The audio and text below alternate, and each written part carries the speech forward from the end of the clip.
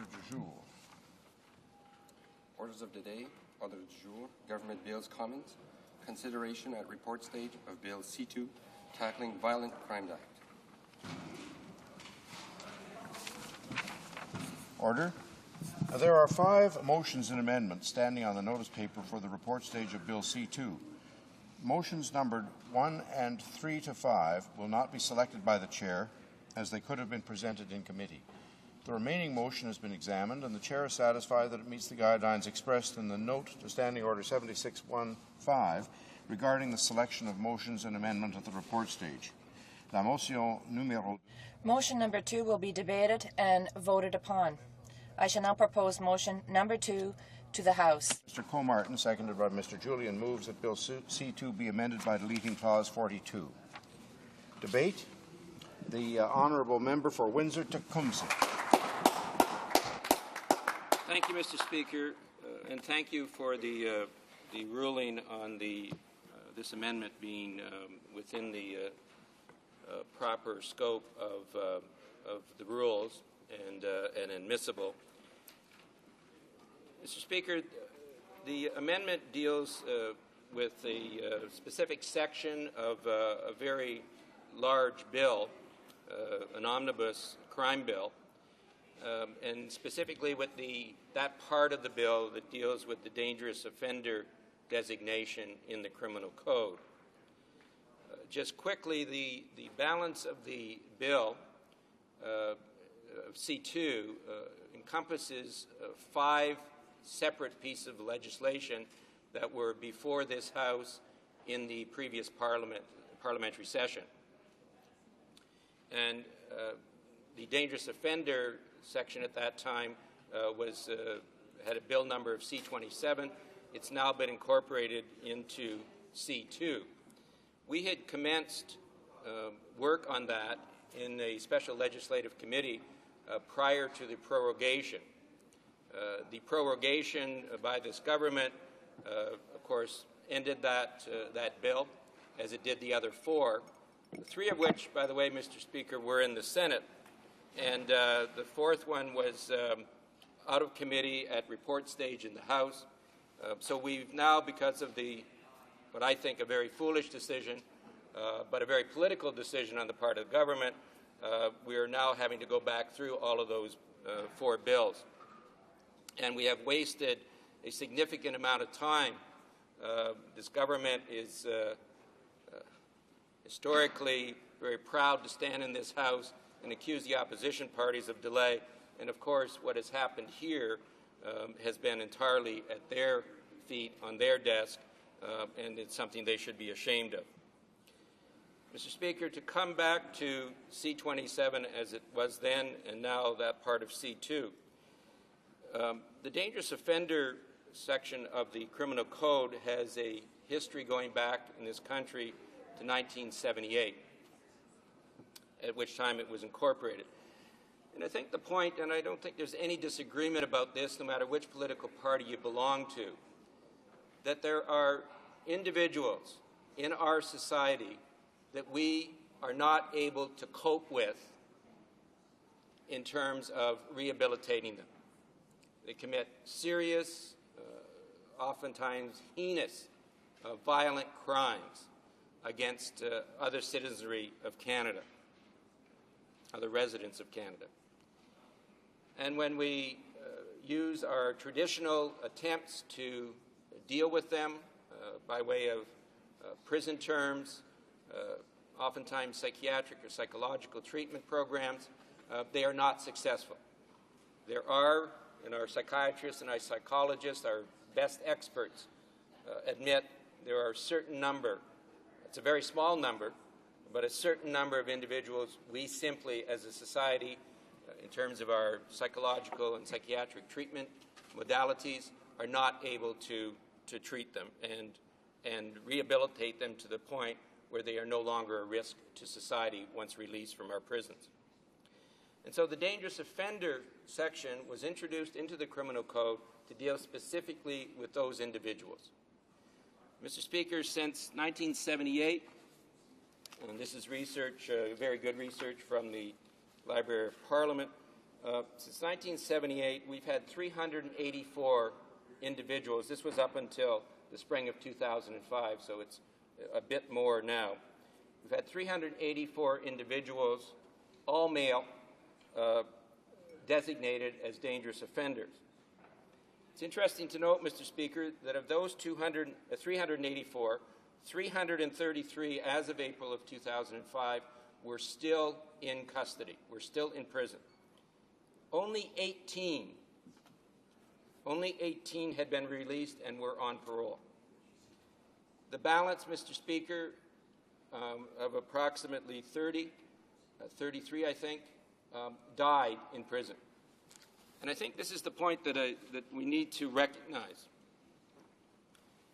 This designation, unlike even a conviction for murder, first-degree murder, and a life sentence, is in fact a life sentence in the 90th percentile of the cases. These individuals never get out. It's a recognition we are not capable of dealing with them, and they stay in custody, in prisons, for the balance of their lives, and literally, as I've said, die in prison. So that's what we are dealing with when we're dealing with the dangerous offenders designation. As I indicated earlier, there are no women who have been designated up until April of 2005. There are a couple of applications outstanding against women currently. One of the other points that I would make, Mr. Speaker, that comes out of the research done by the library is that a full 1/5, 20%, of all the individual criminals who have been designated are from the Aboriginal population, from our First Nations. It's a reflection, and we see this more when we look at statistics in the United States, that there is no question that people within our society, subgroups within our society, oftentimes receive are individuals who are more targeted and receive greater punishment. I'm not going to suggest for a minute, Mr. Speaker, that the designations in those cases were inappropriate. They may or may not have been. But that is a reality, given that our Aboriginal population in this country is roughly 3% of the population, but we have slightly over 20% who are designated as dangerous offenders. Mr. Speaker, we know that this is a section of the Criminal Code that we would use, obviously, very sparingly. The issue of the constitutionality of this section has been to the Supreme Court on a number of occasions, been reviewed also by a number of our appeal courts at the provincial level, and that message comes out very clearly from them, that it is to be used sparingly, it is to be used with extreme caution. The individual who's confronted with this is to be given the greatest amount of doubt as to the usage against them because of the consequences. And I want to repeat, the consequences in more than 90% of the cases are that this individual, once designated as a dangerous offender, will stay in prison for the balance of his life. They will never get out. Faced with that, Mr. Speaker, if we look now at the bill that's before us in C2, what the government has done is introduced into paragraph 42, a provision for a reverse onus. And, Mr. Speaker, for those of the public who don't have a law degree and don't fully appreciate this, what it is doing, it is saying to, under these circumstances, to the individual criminal, if you meet this criteria, you have to prove to the judge who's hearing the case for the designation of dangerous offender, you have to prove to that judge why you should not be held in custody, in prison, until the rest of your life occurs. That's really what they're having to do. And Mr. Speaker, that flies in the face of the Charter. This section will not survive a Charter challenge. And under those circumstances, Mr. Speaker, I see you signaling me that I have only a minute. I thought this were 20-minute sessions, Mr. Speaker. That is unfortunate, Mr. Speaker. I had a lot more that I wanted to say. My amendment is pure and simple to delete the reverse onus from this bill because it's not going to survive a Charter challenge. We're going to have a tremendous litigation on this, and at the end of the day, one of our superior courts, even the Supreme Court of Canada, is going to strike this section down. The amendment would take care of that right now, and we can save all that trouble. Thank you, Mr. Speaker. Questions and comments? L'Honorable The Honourable Member for Mille-Îles. Mr. Speaker, I understand why you have problems with my writing name. It's early this morning. I listened very carefully to the comments made by my colleague opposite, and there's one thing that really surprised me, bothered me, when you said that 3% of the people in this country is Aboriginal and that 20% are designated as dangerous offenders. Have I really understood this correctly? Is it true that the crime rate amongst Aboriginal peoples is much higher than the other part of society? And if so, what's the reason for this high crime rate? And how can we rectify this high crime rate? Windsor. The Honourable Member for Windsor-Tecumseh. Thank you for the question from the Bloc. Mr. Speaker, the reality of our criminal justice system, and as good as it is, and I'm always proud to say it's as good as any in the world, it may be the best criminal justice system in the world. It is not perfect. And we know from a number of studies, including one, a book that was published by one of the professors at the University of Windsor Law School, that discrimination enters in. It's systemic, it's not overt, it's subtle, but it creeps into the system. And so what happens, and I'm certainly not going to suggest that by any means that all of these cases are like this, but what happens is that you get prosecutors, police prosecutors, and yes, the judiciary on some occasions, who come with a hidden bias, and the process starts. And unfortunately, because of the general economic status that our First Nations find themselves in this country, they end up being disproportionately found. I think any of the expert psychologists and psychiatrists I've talked to say that the ratio of serious violent offenders is no greater, and they absolutely reject the suggestion that it is any greater within the Aboriginal population than it is in the general population. But what happens, and we saw that in the Callow case out of Toronto, that individual, the province of Ontario, the prosecutors in that case, should have brought a dangerous offender application against him, and they did not. So we can go through any number of other cases where you say, well, why didn't you? That's really where the solution is to the use of this, not in trying to force individuals with the reverse onus to show why they shouldn't be held. But it is that subtle discrimination, and so we end up with that kind of a statistic.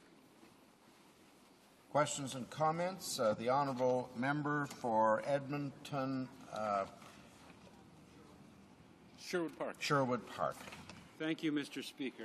I will be perpetually known as the member for Elk Island. I know that lasted too long, and then they went and changed my boundaries on me. I would like to comment on what this member has just said. It is absolutely incredible to me that he is opposed to this so-called reverse onus thing.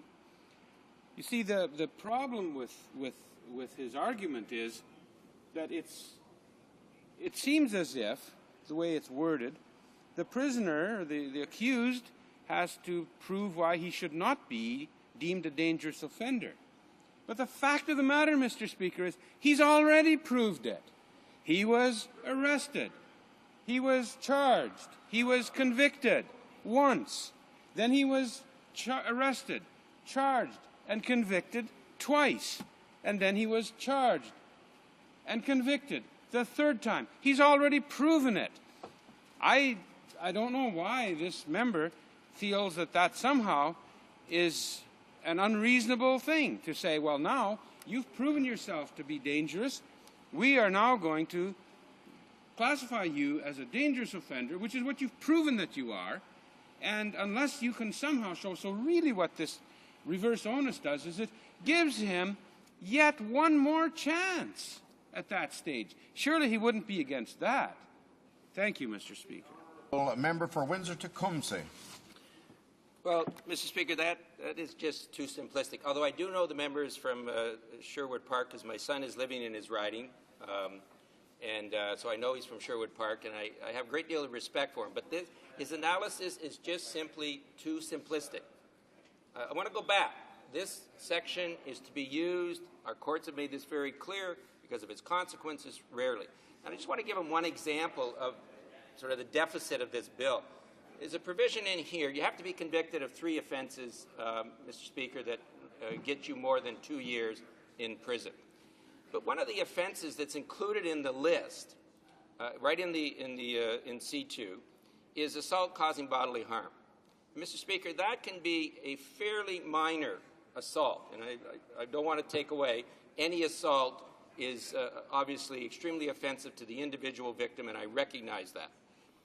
But, Mr. Speaker, we get situations where people get in barroom fights and disputes with their neighbors, and there's an injury, but it may be a fairly minor one, black eye, bruising to the face, that kind of thing. Once is a mistake. But what happens, Mr. Speaker, and it's usually because a person has an alcohol or a drug problem, they will have a series of these, and ultimately the judge will send them to prison for more than 2 years, and then a second time. And then if there's a third one, and these people are not dangerous offenders, they're really petty criminals, and there's a real exposure within these amendments that are being proposed in C2 that will result in a large number of people ending up going through these designations and having to prove why they shouldn't go in. And that's not the way the system works. It's not the way the system should work. Resuming debate. Reprise de débat. Resuming debate. Minister of Justice. Here, here. Thank you very much. Thank you, colleagues. Well, I'm very pleased to talk at the report stage of Bill C2, the Tackling Violent Crime Act, Mr. Speaker, and I was very honored that my colleague, the member for Haldimand Norfolk, the minister, was good enough to second that because of her commitment to tackling violent crime. And I have to tell you, Mr. Speaker, it's been very helpful to me and to the government and ultimately to the people of Canada that there has been such support, tremendous support on this side of the House. And I've thanked them privately, and I'll certainly thank them publicly. But to have my colleague, the member from St. Catharines and Niagara West Glanbrook, and the Chief Government Whip, and my other colleagues, they have been so consistent in pushing this agenda forward, Mr. Speaker. I tell them I thank them, but I tell them, more importantly, I think the people of Canada thank them for their commitment to fighting violent crime in this country. So, Mr. Speaker, this bill is one that has been thoroughly studied.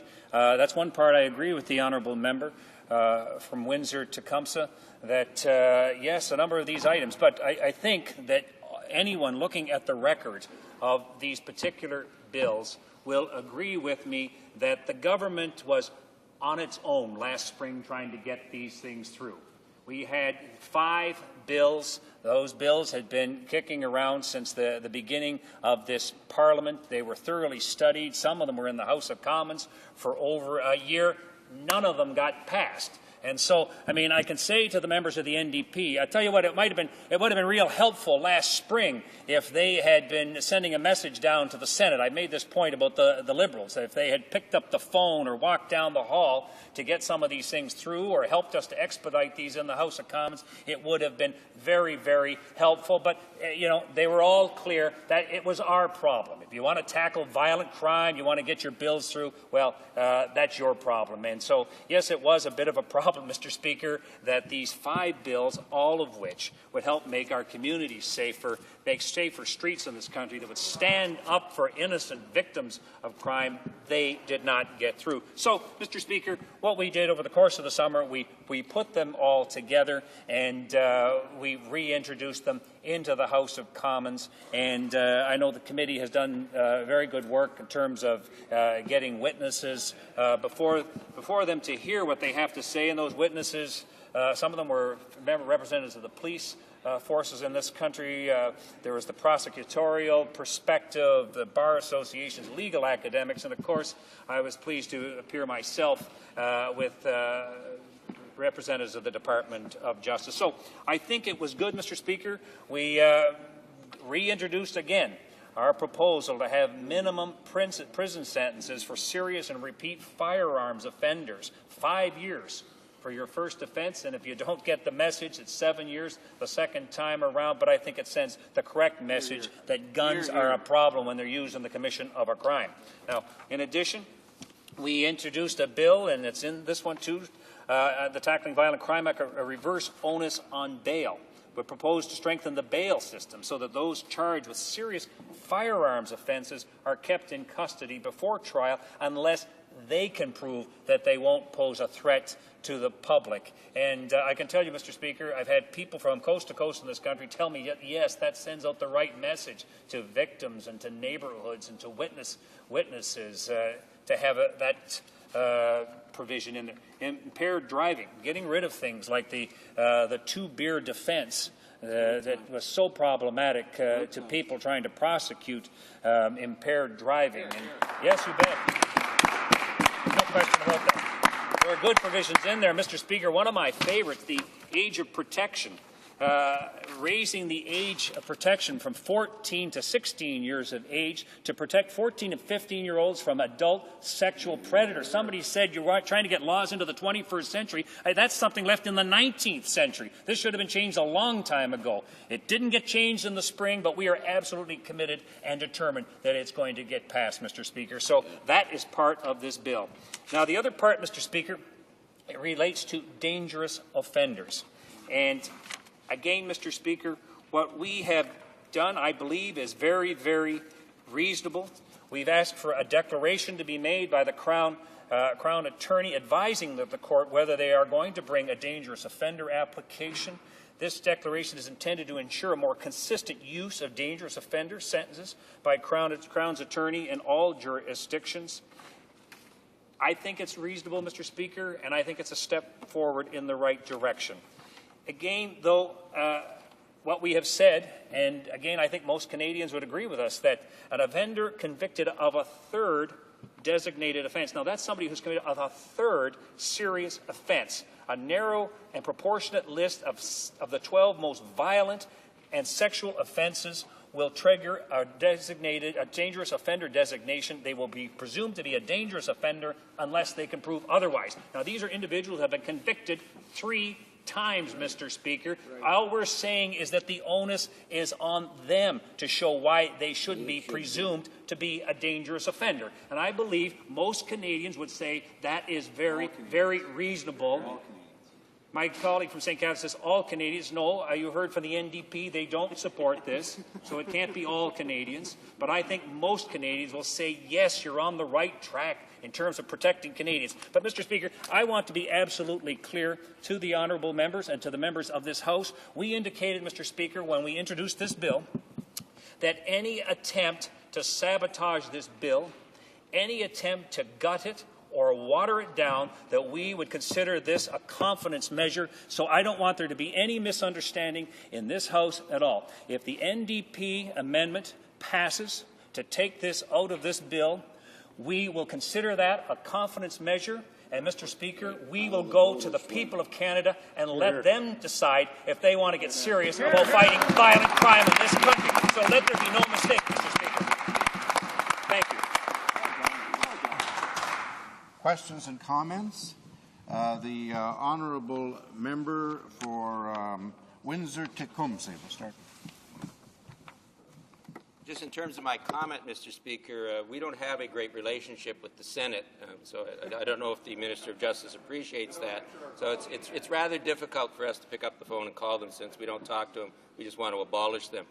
Mr. Speaker, with regards to the reverse onus section, in committee, without exception, except for the minister himself, every other witness that came before the committee who had any legal expertise at all made it very clear that this section, the reverse onus section, would not survive a charter challenge. We didn't have one person tell us otherwise. So I'm asking the minister on what basis, other than his own opinion, and I respect his opinion, Mr. Speaker. He's a graduate of the same law school I am, the best law school in the country, at the University of Windsor. So I respect his opinion, but I think on this one he's wrong. But I'm wondering if he has any other opinion from a constitutional or charter of rights expert that says this thing will survive a constitutional challenge. The Honourable Minister of Justice. Thank you, Mr. Speaker. The honourable member covered a number of different areas, and certainly that part about the University of Windsor being the best law school in this country. You'll get no disagreement with me. I want to say I don't always disagree with the University of Windsor. Or rather, I don't usually disagree with the NDP.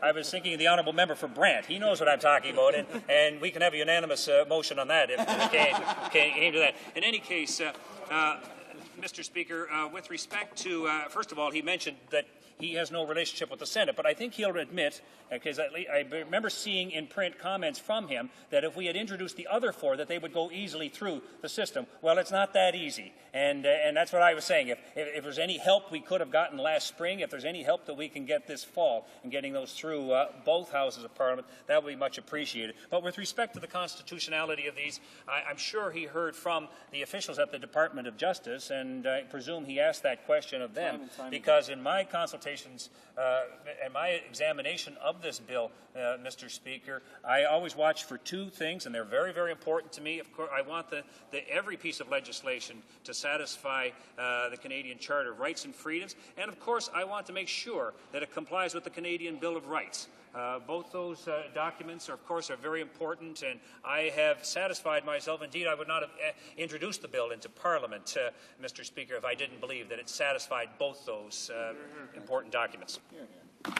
Honourable member for West Nova. Thank you, Mr. Speaker.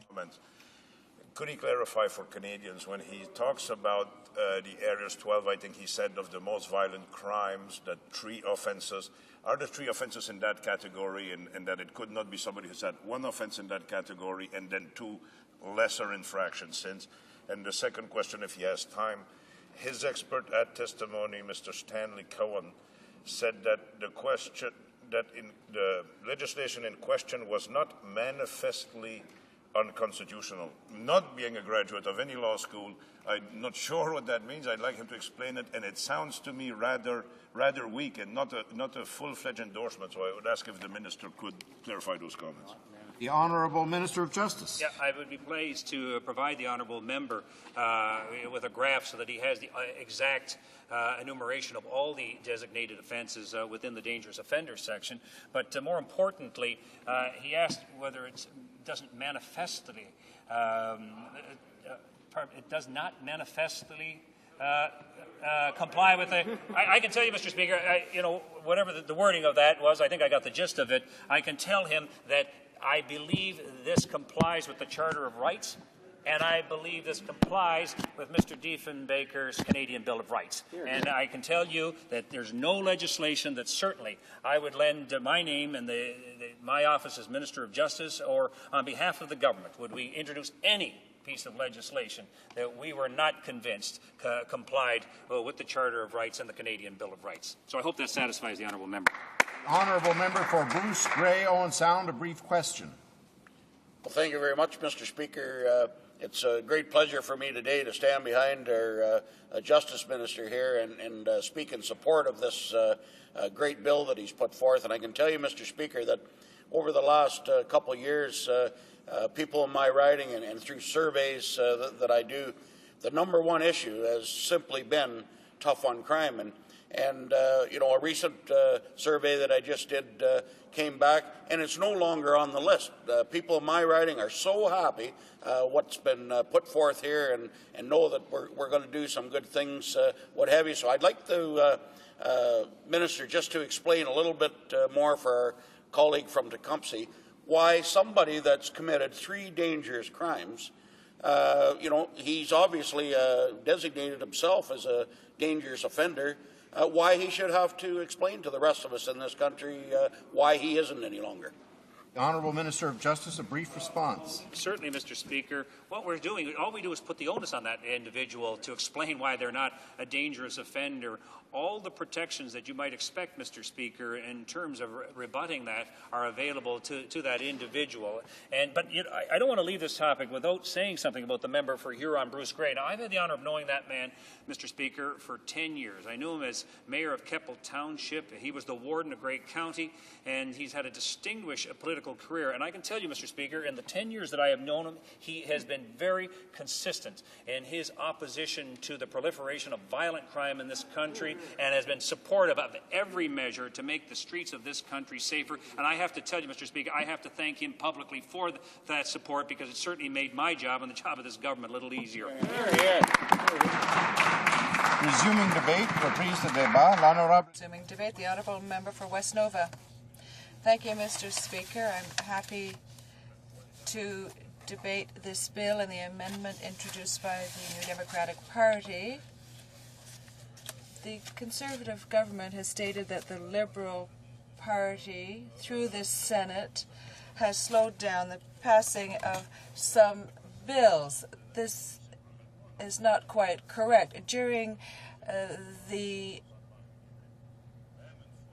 study of the bill, even in committee or during an opposition day, we have moved a motion to ensure that most of the bills would be adopted quickly. But what was denied or refused by the government House leader and the Conservative leader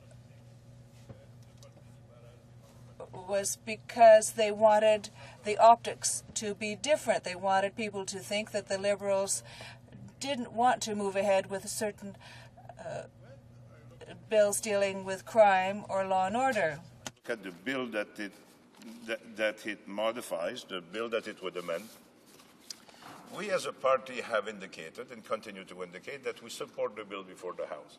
All along the process, 3 of the 5 bills that are contained within this bill have the full support of the Liberal Party. The 4th we had questions on, and that's the one on the famous reverse onus question, the question on dangerous offenders. And the reasons we had the questions, there's multiple reasons, and it can vary amongst members, of course, but there is the current dangerous offenders legislation and process in Canada is working. There are discomforts with it, but it is working. The number of applications that are made and are being able to held without bar, behind bars of people in this process, and we could name a lot of them, that system has seemed to be working. What it does now is go to reverse onus. But I think if you listen to the minister earlier and see the type of people that are being, or the type of offenders that are being sought by this, I think we would all agree that these people would inherently pose the threat of being dangerous. And I don't know that it's unreasonable to say that these people warrant special consideration and special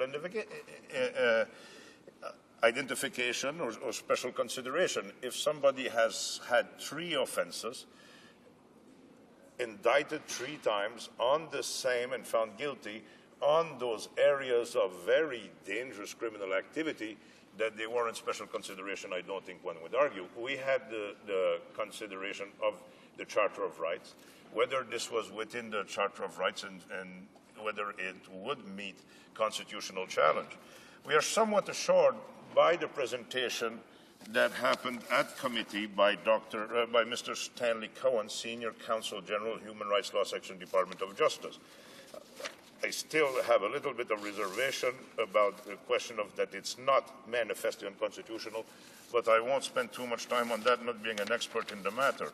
But that does give support, and therefore, for that reason, we'll continue to support the bill, and we'll find it very difficult to support the amendment proposed now that would gut the bill. Now, in the little bit of time remaining, I'd like to point out one area in the bill that I have certain concerns with. And it's a question of mandatory minimum penalties. Now, if at first you look at the list that's proposed in this bill where you would apply mandatory minimums, I think all Canadians would agree that these are very serious offences and should be taken very seriously by the judicial system, that there should be a message sent out to anybody who's considering that type of offence. Also, that there should be protection from the public from the type of people who would do those type of offences. But there's always the case, Mr. Speaker, there's always the case out there that's a little different. And having some leeway, some discretion for the judicial system, for the justices in this country to exercise, I think is always warranted. And I'll bring you to one of those cases, and I'll try to remain as vague as I can because I believe some aspects of this may still be before the courts.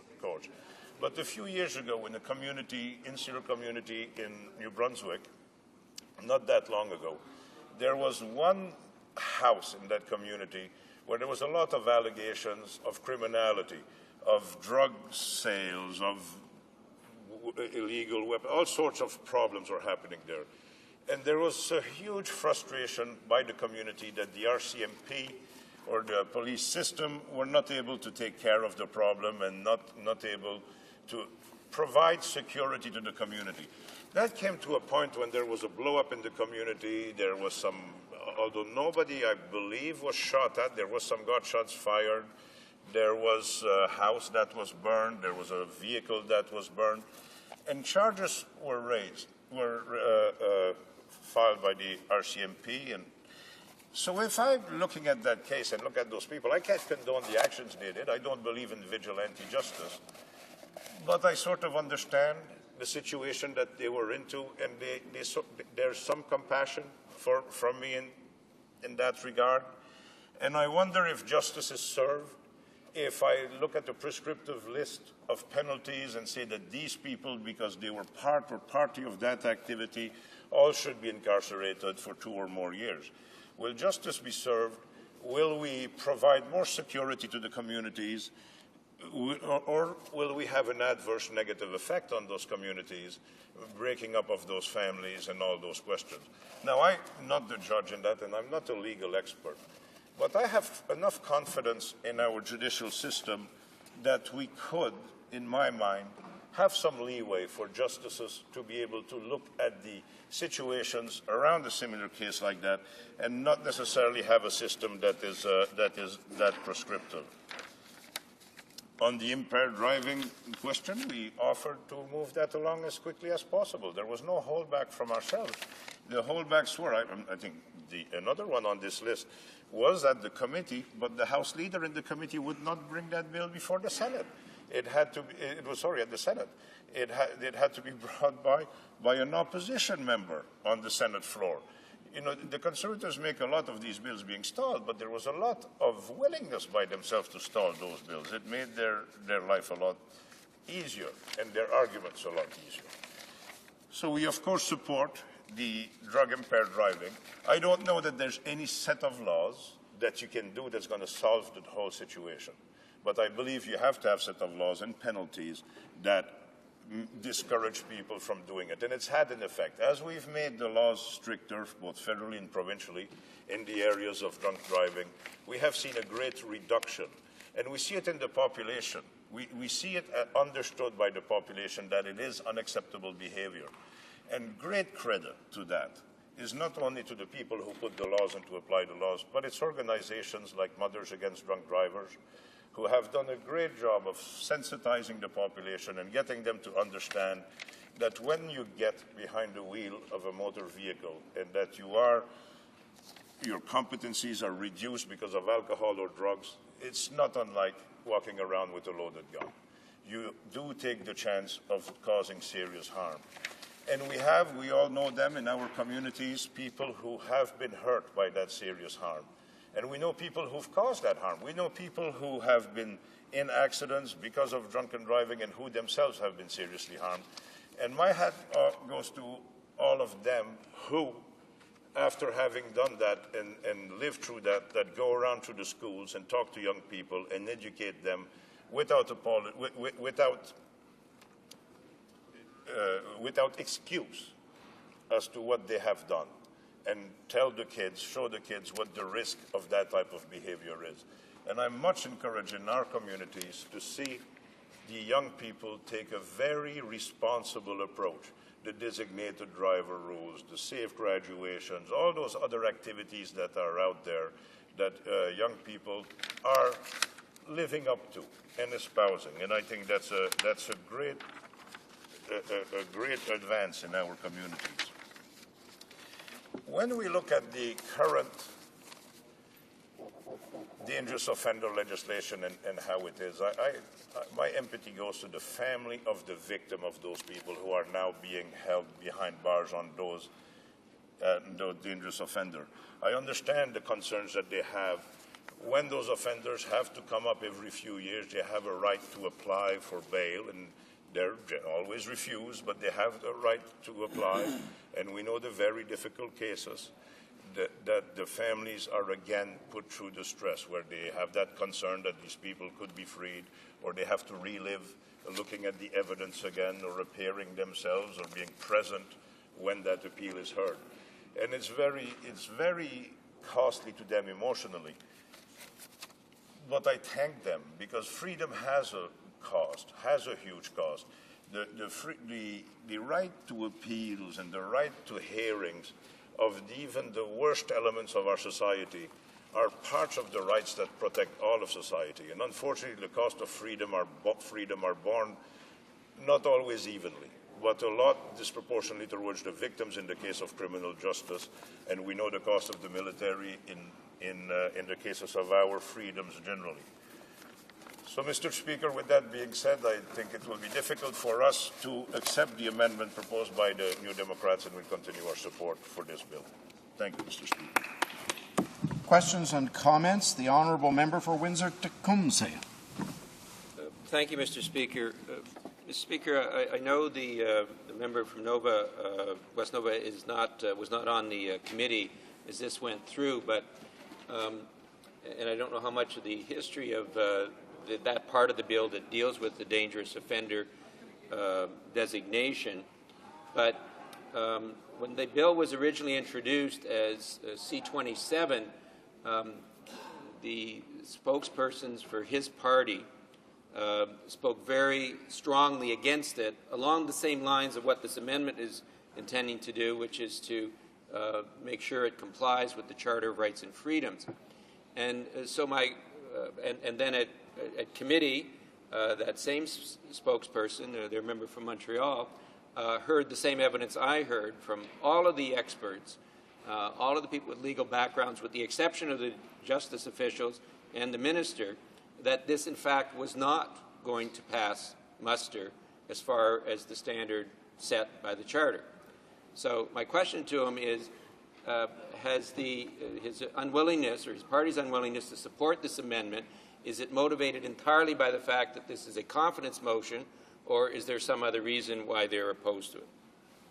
Honourable Member for West Nova. Well, Mr. Speaker, there's a lot in this bill that we do support, and that we've supported all along. The increase in the age of sexual consent, we've agreed to that. The drunk driving or use of alcohol in driving provisions, we've agreed to that. We've agreed to most of the bills that has been brought forward by the government on criminal justice, even asked and offered to fast-track them. We've offered amendments. We've worked with all parties through committee and through the House to offer amendments to improve some of the bills, and we see some of those improvements in these bills, and I think that's how a minority parliament should work. Members on our party have some concerns about the reverse order stick. They do. But that's tempered by the fact that if you look at the question of 3 offenses in a very limited class of the most serious offense, and an individual having to have 3 offenses under that class before this provision applies tempers it somewhat.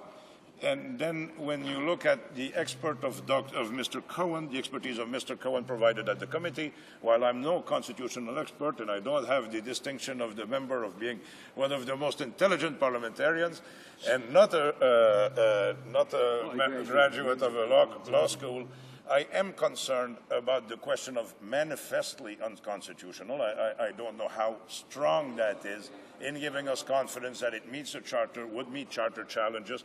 But I also know that it's pretty well impossible for experts in the field of constitutional law to give you absolute guarantees on anything, because you can't prejudge the court. The court is an independent body that looks at the laws by itself, and we have seen many instances. I remember one in the fisheries world, in the Marshall decision, where the government was not prepared for the Marshall decision that came out of the Supreme Court, because all experts had told them that the federal case was strong. Thank you, Mr. Speaker. Questions and comments? The honourable member for Wild Rose. Yeah, I would just like to ask the member, as I listened to his speech, in regards to drunk driving and those kinds of crimes, which I certainly agree with. Having been a high school teacher and principal for about 30 years, one thing that I've seen increasingly more is that young people, and it happens a great deal, young people who are committing crimes under the influence of alcohol. And this member related to a lot of excellent programs where there would be safe grads, for example, and all these things. But I wonder if he realizes that a great number of these youth are under the age of 18. And I'm wondering why we bend over backwards to try and make sure that these house parties where tragedies have happened, block parties where tragedies have happened by people who are under the age of drinking, why we don't, like I can't remember the last time we had an adult arrested for supplying liquor to a minor. That kind of thing. It seems like we're really getting loose on that, and I wonder if you'd agree. Honourable member for West Nova, a very brief response, please. Well, I agree that it is a situation that is serious, but there will always be out there the youth at the age of 14, 15, 16 will experiment and they will be adventurous. And should that happen, I think it's very important that they be provided supervision. If you can control it and make it not happen, better. But to guarantee that that will happen, I don't think it happened when my honourable colleague was age 16, and it didn't happen when I was age 16. We seek and sought adventure. But I think with that we have to make sure that through our school programs and great work by Mothers Against Drunk Driving, that our youth recognize the danger that they put in themselves in when they reduce their faculties, when they use drugs, when they use alcohol, encourage them to not do it at all and to understand the dangers that come from those. Reprise de débat. Resuming debate. The Honourable Member for Hochelaga. Thank you very much, Mr. Speaker. I'm very happy to rise to speak today, to speak to this stage of debate. The Bloc is very disappointed that the government has chosen to make a confidence motion of the amendments that have been moved by our colleagues in the NDP, because we believe that the fact of adding a dose of discretionary power, an ability to interpret, a leeway for the Crown is something that we have always sought. But the government has decided that the NDP amendment would trigger a confidence vote. We support the bill, and consequently we cannot support the amendment that has been moved by our colleague. In the history of the Bloc Québécois, Mr. Speaker, we as a political party came very soon to become interested in the issue of violence in society, violence in communities. the first member in this House to bring in a bill to create a new offense of gangsterism. You will recall that my former colleague from Charlebourg was the member as well who worked against organized crime by proposing that the $1,000 bill be withdrawn from circulation. My former colleague from Charlebourg, Mr. Richard Marceau, sponsored a bill that was passed unanimously by the House to reverse the onus for goods that were acquired through the proceeds of crime. So, Mr. Speaker, we have a pedigree here in terms of fighting violence and crime. And I can say that from 95 to 97, at the time when the boy Daniel Desrochers was the victim of a car bomb, and at the time when the Minister of Justice at the time brought in anti-gang legislation, we were the party that ran the campaign, a media campaign with our partners, with the police services, with the various agencies responsible for enforcing the law, to create a climate of crime fighting. I can say, Mr. Speaker, that there were many officials that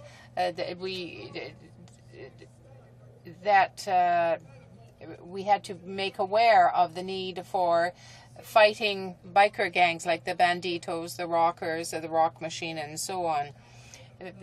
There were some 38 throughout Canada at the time. We said it wasn't possible to jeopardize criminal organizations just on the basis, that is to accuse criminal organizations like that on the basis of plotting alone. There had to be a stronger grounds. Section 445 of the Criminal Code was unable to reach those objectives on its own. Not further away than last June, the Bloc brought in further provisions, motions to change legislation that would be far more efficient and effective than any other measures that were brought in by other parties in this House. And I will be able, through the question period, to explain each and every one of these motions. My colleague from Marc Aurel Fortin would be in agreement with me, I'm sure, about how surprised we were that the government did not act immediately on the need for the corrections system for the early release of prisoners.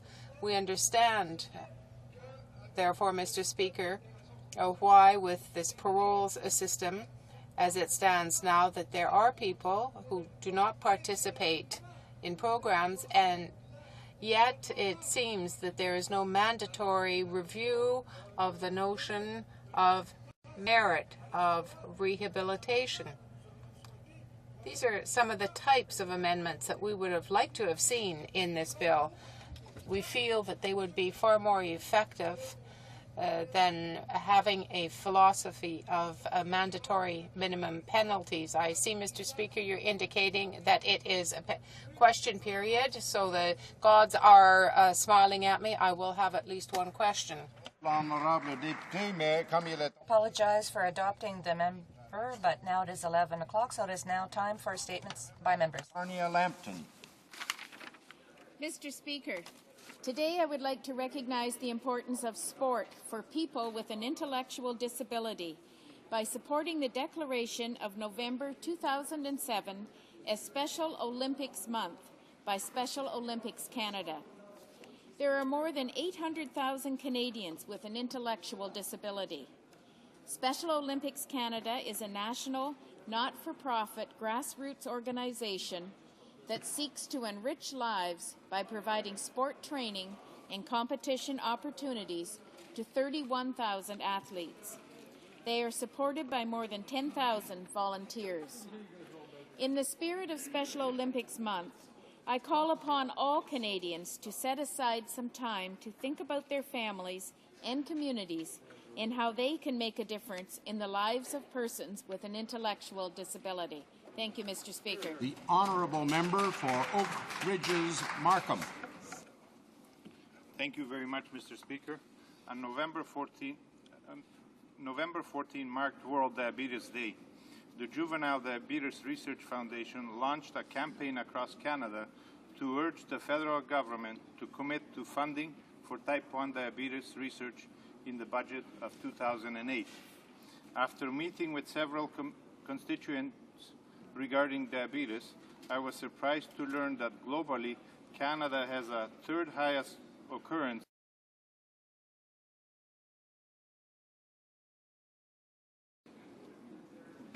because diagnosis often occurs in childhood and adolescence. Type 1 and other forms of diabetes threaten to place a heavy burden on Canada's healthcare system. In one of those meetings, I was presented with two keys to deliver to the Minister of Health and Finance, signifying my support for the Foundation's funding initiative. I believe Canada has the potential to play a role in the treatment of type 1 diabetes. Let me The honourable member for Brossard-La Prairie. Thank you, Mr. Speaker. Canada has contributed more than $86 million in official development aid to Bangladesh, according to CEDA's statistics for 2005-2006. Further to the tropical storm Cedar, which resulted in thousands of deaths, Canada made a commitment to give this country more than $3 million in humanitarian aid. However, with the damage caused by the hurricane, there's a lot of reconstruction to do. Canada therefore made a commitment to increase its ODA to Bangladesh. Given the current political situation in Bangladesh, which must undertake political, electoral, and institutional reform, it is essential that Canada provide this money to reduce poverty and not to maintain the current interim regime in power. The release of politicians is a first step towards democracy in Bangladesh. Thank you, Mr. Speaker. For Windsor-Tecumseh. Thank you, Mr. Speaker. Mr. Speaker, for more than 5 years, Omar Khadr, a Canadian citizen, has been languishing in the U.S. military prison camp at Guantanamo Bay. He was captured and detained at the age of 15 and remains the only detainee from a Western country not to be repatriated. The United Nations has launched a formal protest to the U.S. over Mr. Khadr's continued detainment. Members of the European Union and the international community have spoken out on his detention, and Mr. Khadr's military lawyers have gone to Britain to help secure his release to Canada. All the while, Mr. Speaker, the Government of Canada has refused to involve itself. We have as a responsibility as a government, Mr. Speaker, to protect our citizens, whether they're here in Canada or in other countries. However, we see this government reversing the decades-long policy of seeking clemency for Canadians facing the death penalty, failing to make representations on behalf of Canadians detained abroad, and allowing children to languish in solitary confinement in a U.S. military prison. It begs the question, why, Mr. Speaker? The honourable member for South Shore St. Margaret's. Mr. Speaker, I encourage every member of this House and all listening to get a copy of the Ottawa Book of Everything, written by Arthur Montague and published by John McIntyre, a resident of Lunenburg in the constituency of South Shore St. Margaret's. This book gives an in-depth look at the city of Ottawa, covering a wide variety of topics, past and present, such as culture, crime, the economy, politics, and weather. This book is interesting, entertaining, and informative. Following the success of 2005's Nova Scotia Book of Everything, John McIntyre decided to branch out and cover other provinces and larger cities in Canada. In 2006, his company, McIntyre Purcell Publishing, Inc., launched 2 more books, one for New Brunswick and one for Newfoundland and Labrador. This fall, along with the release of the Ottawa Book of Everything, there are books being released about PEI, Montreal, Calgary, Edmonton, and Saskatchewan.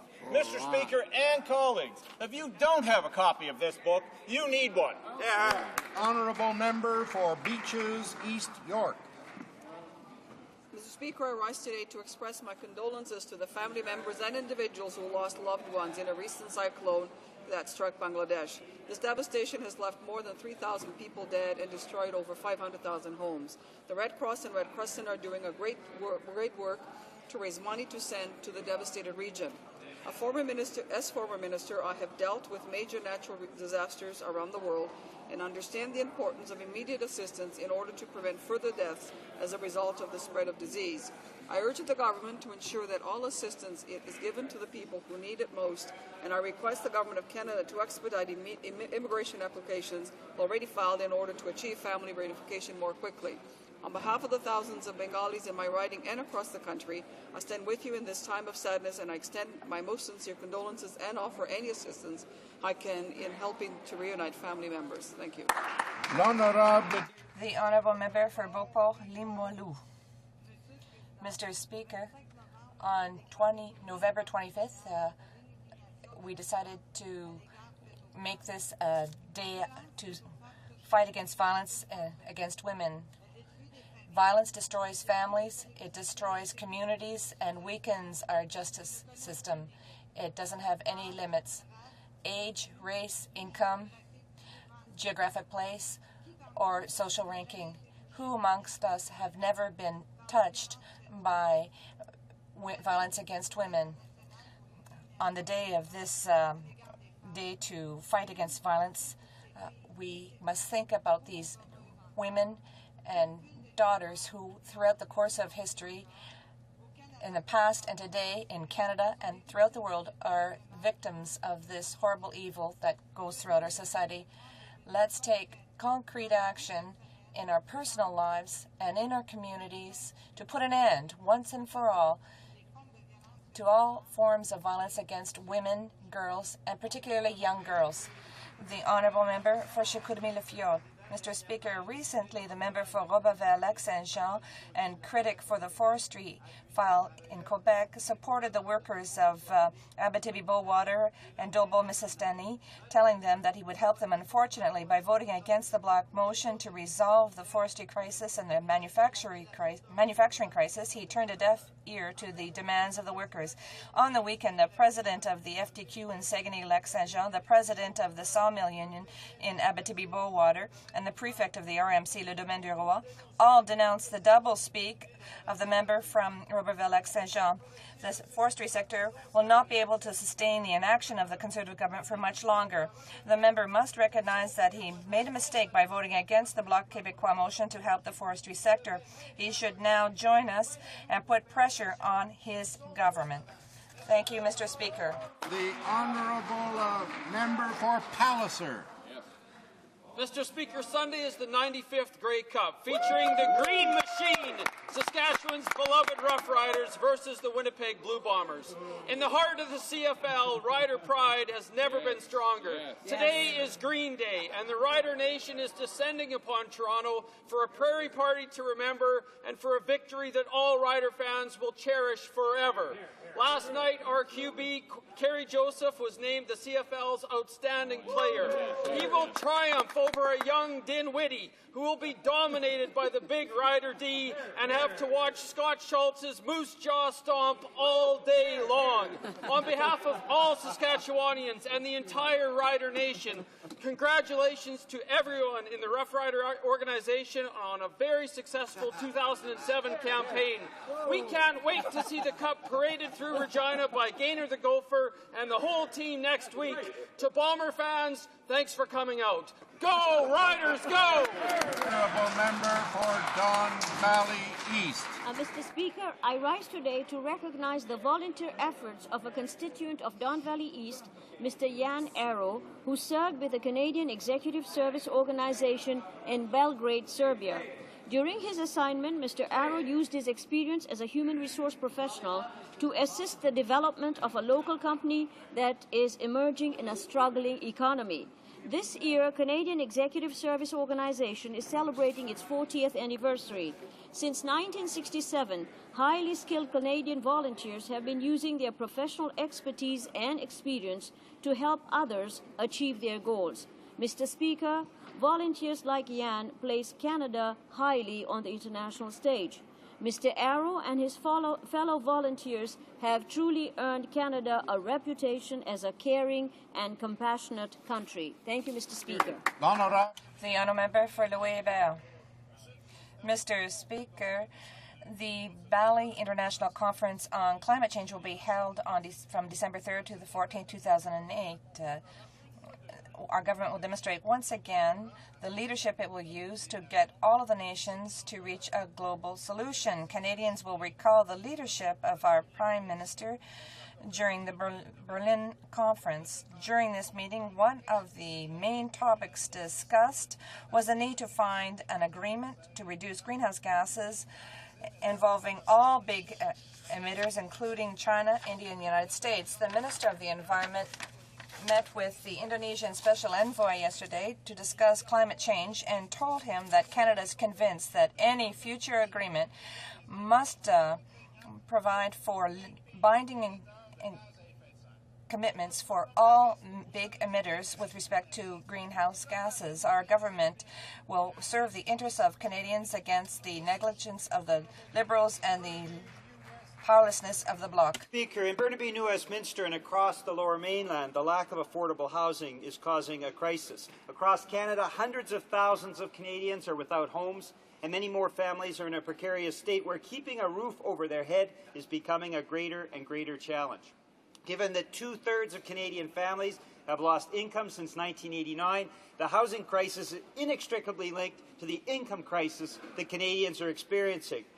Mr. Speaker, Canada needs a strong federal housing program, sufficient investment for social and cooperative housing, which would help people meet their basic needs, sufficient healthy food, clean and safe housing, footwear and clothing for each season. Mr. Speaker, affordable housing is a human right. It is a right of all Canadians. It is time this government stopped shoveling money at corporate CEOs and started providing housing and hope to Canadians. The honourable member for Dartmouth, Cole Harbour. Mr. Speaker, yesterday after weeks of cancellations, parliamentarians finally got a Department of Finance briefing. The topic, just how much this government has gutted the Atlantic Accord. The meeting started at 4 o'clock. By 4:02, it was clear why the minister wanted the meeting cancelled all month. One thing became crystal clear. The deal with Nova Scotia is not the Atlantic Accord. They can spin it, they can flip it, they can flop it, they can do whatever they want with it. But no matter how hard they try, they cannot turn it into the Atlantic Accord. The Parliamentary Secretary deferred to finance officials who squirmed in their seats during heated questioning from caucus colleagues. They could not explain why the deal is being applied to the 2005 equalization formula and not today's equalization, as the original accord specified. The people of Nova Scotia have been clear on this. Honour the Atlantic Accord. Why change it at all? The only defence the government could muster was that there are many interpretations to the accord. Mr. Speaker, this government will soon find out which interpretation the people of Atlantic Canada will choose. The honourable member for Jean-Lebert. Mr. Speaker, last Wednesday, the member from Lévis-Bellechasse told a group of Quebec engineers that the manufacturing industry sector was in an alarming situation. The Conservative member said that we need to take action immediately and the situation cannot allow us to wait. And yet the Minister of Finance continues to say that we have to wait until the next budget in order to have support measures for the manufacturing and forestry sector. This is unfortunately not the first time that they contradict themselves. The Conservative members from Quebec voted against the economic update, which does not include any measure to support the manufacturing sector. And what's worse, on November 14th, the Conservative members for Quebec voted against the Bloc Québécois motion, which asked for immediate action. I would therefore invite the Conservative members from Quebec to put an end to their hypocrisy and to say the same thing both inside and outside the House. They either repeat the overly optimistic words of the minister in Quebec, or they vote with the Bloc when it's time to defend the industries of Quebec. The honourable member for Winnipeg Centre. Mr. Speaker, this week has seen Manitoba in a football frenzy on its way to claiming supremacy in Canadian football. The University of Manitoba Bisons and the Winnipeg Blue Bombers are each at their respective league championships this weekend in Toronto. Winnipeg fans will be taking the city by storm with their usual prairie flair. The Blue and Gold will take on the Saskatchewan Roughriders in the ultimate Banjo Bowl for an all-prairie Grey Cup. And the feisty U of M Bisons will be taking on the University of St. Mary's Huskies, looking for their first championship since 1970. As one Winnipeg fan said, Mr. Speaker, the Bombers and the Bisons on the same weekend, it's hard to believe that it could get any better than that. Right on. Manitobans across the country will gather to cheer the Bombers and the Bisons from coast to coast. We hope the best is yet to come this weekend when they bring both cups home to Manitoba. Right on. The honourable member for Abbotsford. Mr. Speaker, Liberals have some explaining to do.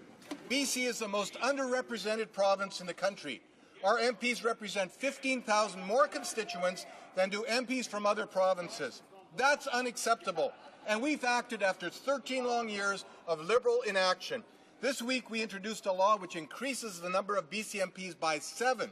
Finally, BC gets its fair share of seats, and the response has been overwhelming. Premier Gordon Campbell praised our efforts by saying this is a nonpartisan measure that strengthens democracy, and I hope all parties will support it. Yet the federal Liberals, under their mad professor, are playing politics again. They oppose this legislation. And where are BC's federal Liberal MPs? Where's the MP for South Vancouver, North Vancouver, Vancouver Centre? Nowhere to be seen. Why have BC's Liberal MPs abandoned British Columbia? Weak leadership? Or because they put their own interests ahead of Canadians? British Columbians can rest assured that our government puts their interests first. We're getting it done, Mr. Speaker. Oral questions. Questions orales. The honourable member from Mount Royal. Mr. Speaker, the foundational principle underlying the abolition of the death penalty is the sanctity of human life. Does the Justice Minister's new case-by-case review policy mean that some lives are more sacrosanct than others? Mr. Speaker, how can this government justify a policy in which all Canadians are not afforded equal protection, and where the state is not only the executioner, but the arbiter of who gets executed?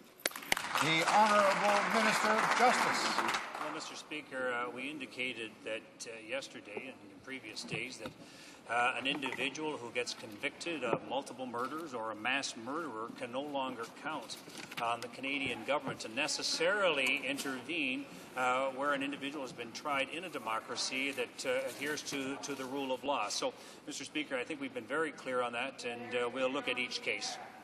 The honourable member from Mount Royal. Mr. Speaker, Canada said no to the death penalty, no to the death penalty internationally, and our Supreme Court has determined that it constitutes cruel and unusual punishment even in the case of multiple murders.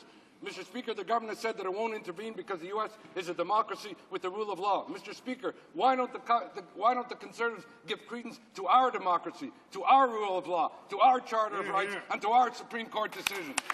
The Honourable Minister of Justice.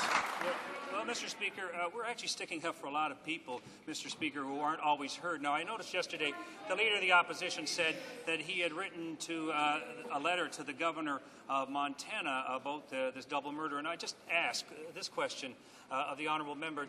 Was there any discussion about writing a letter to the victims of crime over there, the victims? Well, I hear what they're saying. That didn't make the cut. But I'm telling you, Mr. Speaker, I'm proud to serve with a group of people who are quite worried about the innocent victims of crime. I'm very proud to stand with them. Honourable member from Mount Royal. Answer by dissembling. The Minister of Justice is no doubt aware that wrongful convictions occur and that people out on death row, even in Canada, have later been exonerated. Mr. Speaker, there is no appeal from capital punishment. Is the Minister willing to accept that the government's determination in a specific case could send an innocent person to death? What about those instances of victims' rights, Mr. Speaker? The Honourable Minister of Justice. Well, the Honourable Member talks about victims' rights. Well, I'll tell you what, I've heard very little of it come from the Liberal Party of Canada, and you heard them, Mr. Speaker, started guffawing when I asked an innocent question, had they written a letter to the victims of this individuals' crimes. Well, Mr. Speaker, we've instituted the first federal ombudsman for victims of crime, Mr. Speaker. We are introducing legislation that takes into consideration law-abiding Canadians and the honest victims of crime. The Honourable Member for Halifax West. Mr. Speaker, it would be nice for the Minister to actually address the question he's being asked for a change. Monsieur le Président, peut-être le Ministre... Mr. Speaker, perhaps the Minister of Justice can explain what justifies in democracy the use of the death penalty. Honourable Minister of Justice. Mr. Speaker, I think I've indicated to the honourable member that a decision has been taken in this country with respect to the death penalty, and there's no plans to change the law. Honourable member for Halifax West. I wish the minister could hear himself, the things he's been saying this morning. For a trained lawyer, the leaps in his logic are remarkable. Just consider the illustrious group of democracies that have the death penalty. Pakistan, Afghanistan, Indonesia. Quite a club, Mr. Speaker. Or is it all about the U.S. for this minister? Is it simply that he's enamored with the U.S. legal system, a system that has executed over 20 innocent people, and since 1976, at least 30 mentally challenged people? Minister of Justice. Mr. Speaker, I think we've been very clear in this country. We've made a decision on within Canada with respect to the death penalty. We'll continue to seek assurances in extradition cases, Mr. Speaker. I think the law is clear. The law is working in Canada. We should continue to support it. The honourable member for Rivière-du-Nord. Mr. Speaker, during a conference today in Oshawa, the Minister of Finance said that he might consider helping Canadian manufacturers in difficulty, and he's open to having measures to help the manufacturing sector. Will the minister admit that his sudden change is explained by the fact that he's just been made aware of the crisis in the automobile industry, which is located mainly in his riding? The Honourable Minister of Transport. Mr. Speaker, I might remind my colleague for Rivière-du-Nord once again that this government, during the economic statement, clearly indicated our intention to support and help not only the manufacturing sector but the forestry sector as well. And Mr. Speaker, need I remind honourable members that in the economic statement there are a series of very specific measures, tax measures, that are intended to offer this help. And what is the Bloc Québécois doing? They continue to categorically oppose these things. The honourable member for Rivière-du-Nord. Mr. Speaker, when a manufacturer doesn't make any money, tax breaks are not going to be any help. For a year now, everyone in Quebec has been saying that something must be done. But one single visit to Oshawa, where the automobile industry is concentrated, has made the minister change his mind. And since good news always brings more good news, the minister says that we have to wait for the next budget. Since he has said he's going to act, why does he not act immediately? In 3 months, it will already be too late. The Honourable Minister of Transport. Mr. Speaker, if we had the cooperation of the Bloc Québécois to set in place immediately the measures that we have in the economic statement, particularly measures that will support and alleviate the tax burden of Quebecers, first of all, and secondly, businesses in Quebec, $12 billion is something that you deliberately left on the table. The Honourable Member for Drummond. Mr. Speaker, there is a broad consensus in Quebec to demand concrete measures to help the manufacturing industry. After the Bloc Québécois, all political parties in Quebec want concrete measures now, including engineers, unions, as well as manufacturing associations and exporters. In view of the scope of this crisis, how can the Minister of Finance ask the manufacturing sector to wait another 3 months? The Honourable Minister of Transport. Once again, Mr. Speaker, I would invite our colleagues to be aware of what has been done, and if they are aware of the Quebec government's plan through its ministers has put forward, they will know that there are provisions to increase the elimination of capital cost allowance taxes in that province. And what department or what minister gave tax breaks to the provinces in 2007 so that they could do this? This government did it. That's action. The Honourable Member for Drummond. Mr. Speaker, job losses in the manufacturing sector can be counted in the thousands, and the federal government is doing nothing. Since the Conservatives took office, in Quebec alone, 65,000 jobs have been lost. Today, Even the FTQ deplores the fact that the federal government is constantly absent. When will the minister bring in measures that are something other than simple appeals to patients? The Honourable Minister of Transport. Mr. Speaker, in Canada last year, businesses, because of economic activity, had managed to create the greatest number of jobs. And instead of saying that Quebec is losing jobs, Quebec created 69,000 jobs. And let's review what the Federation of Chambers of Commerce of Quebec said, particularly with respect to the economic statement. They said that they are in favor of the economic update brought in by the Minister of Finance of Canada. The Federation is satisfied with the measures that have been brought forward to help businesses. The Honourable Member for West Nova. Mr. Speaker, it's obvious that the Minister of Justice put the protection of... Oh, I'm sorry, I forgot someone. I apologize. Non, j'ai manqué la chose incorrectement sur ma liste. No, I missed this name on my list. The Honourable Member for Outremont. I apologize. Thank you, Mr. Speaker. Mr. Speaker, the use of deadly force is the object of extensive training and strict rules for all police in Canada. Tasers fall into a gray area that can give police a false sense of security. Another tragic death yesterday in Nova Scotia is a wake-up call to all of us. Is the Minister of Justice ready, in the interest of the public and the interest of police officers, to declare a moratorium on the use of the taser until a clear protocol for its use can be established? The Honourable Parliamentary Secretary. There are a number of ongoing investigations into the use of the taser, and we do sympathize with those people who have been involved in the instance of tasering. However, yesterday the Parliamentary Committee have decided to also look at it.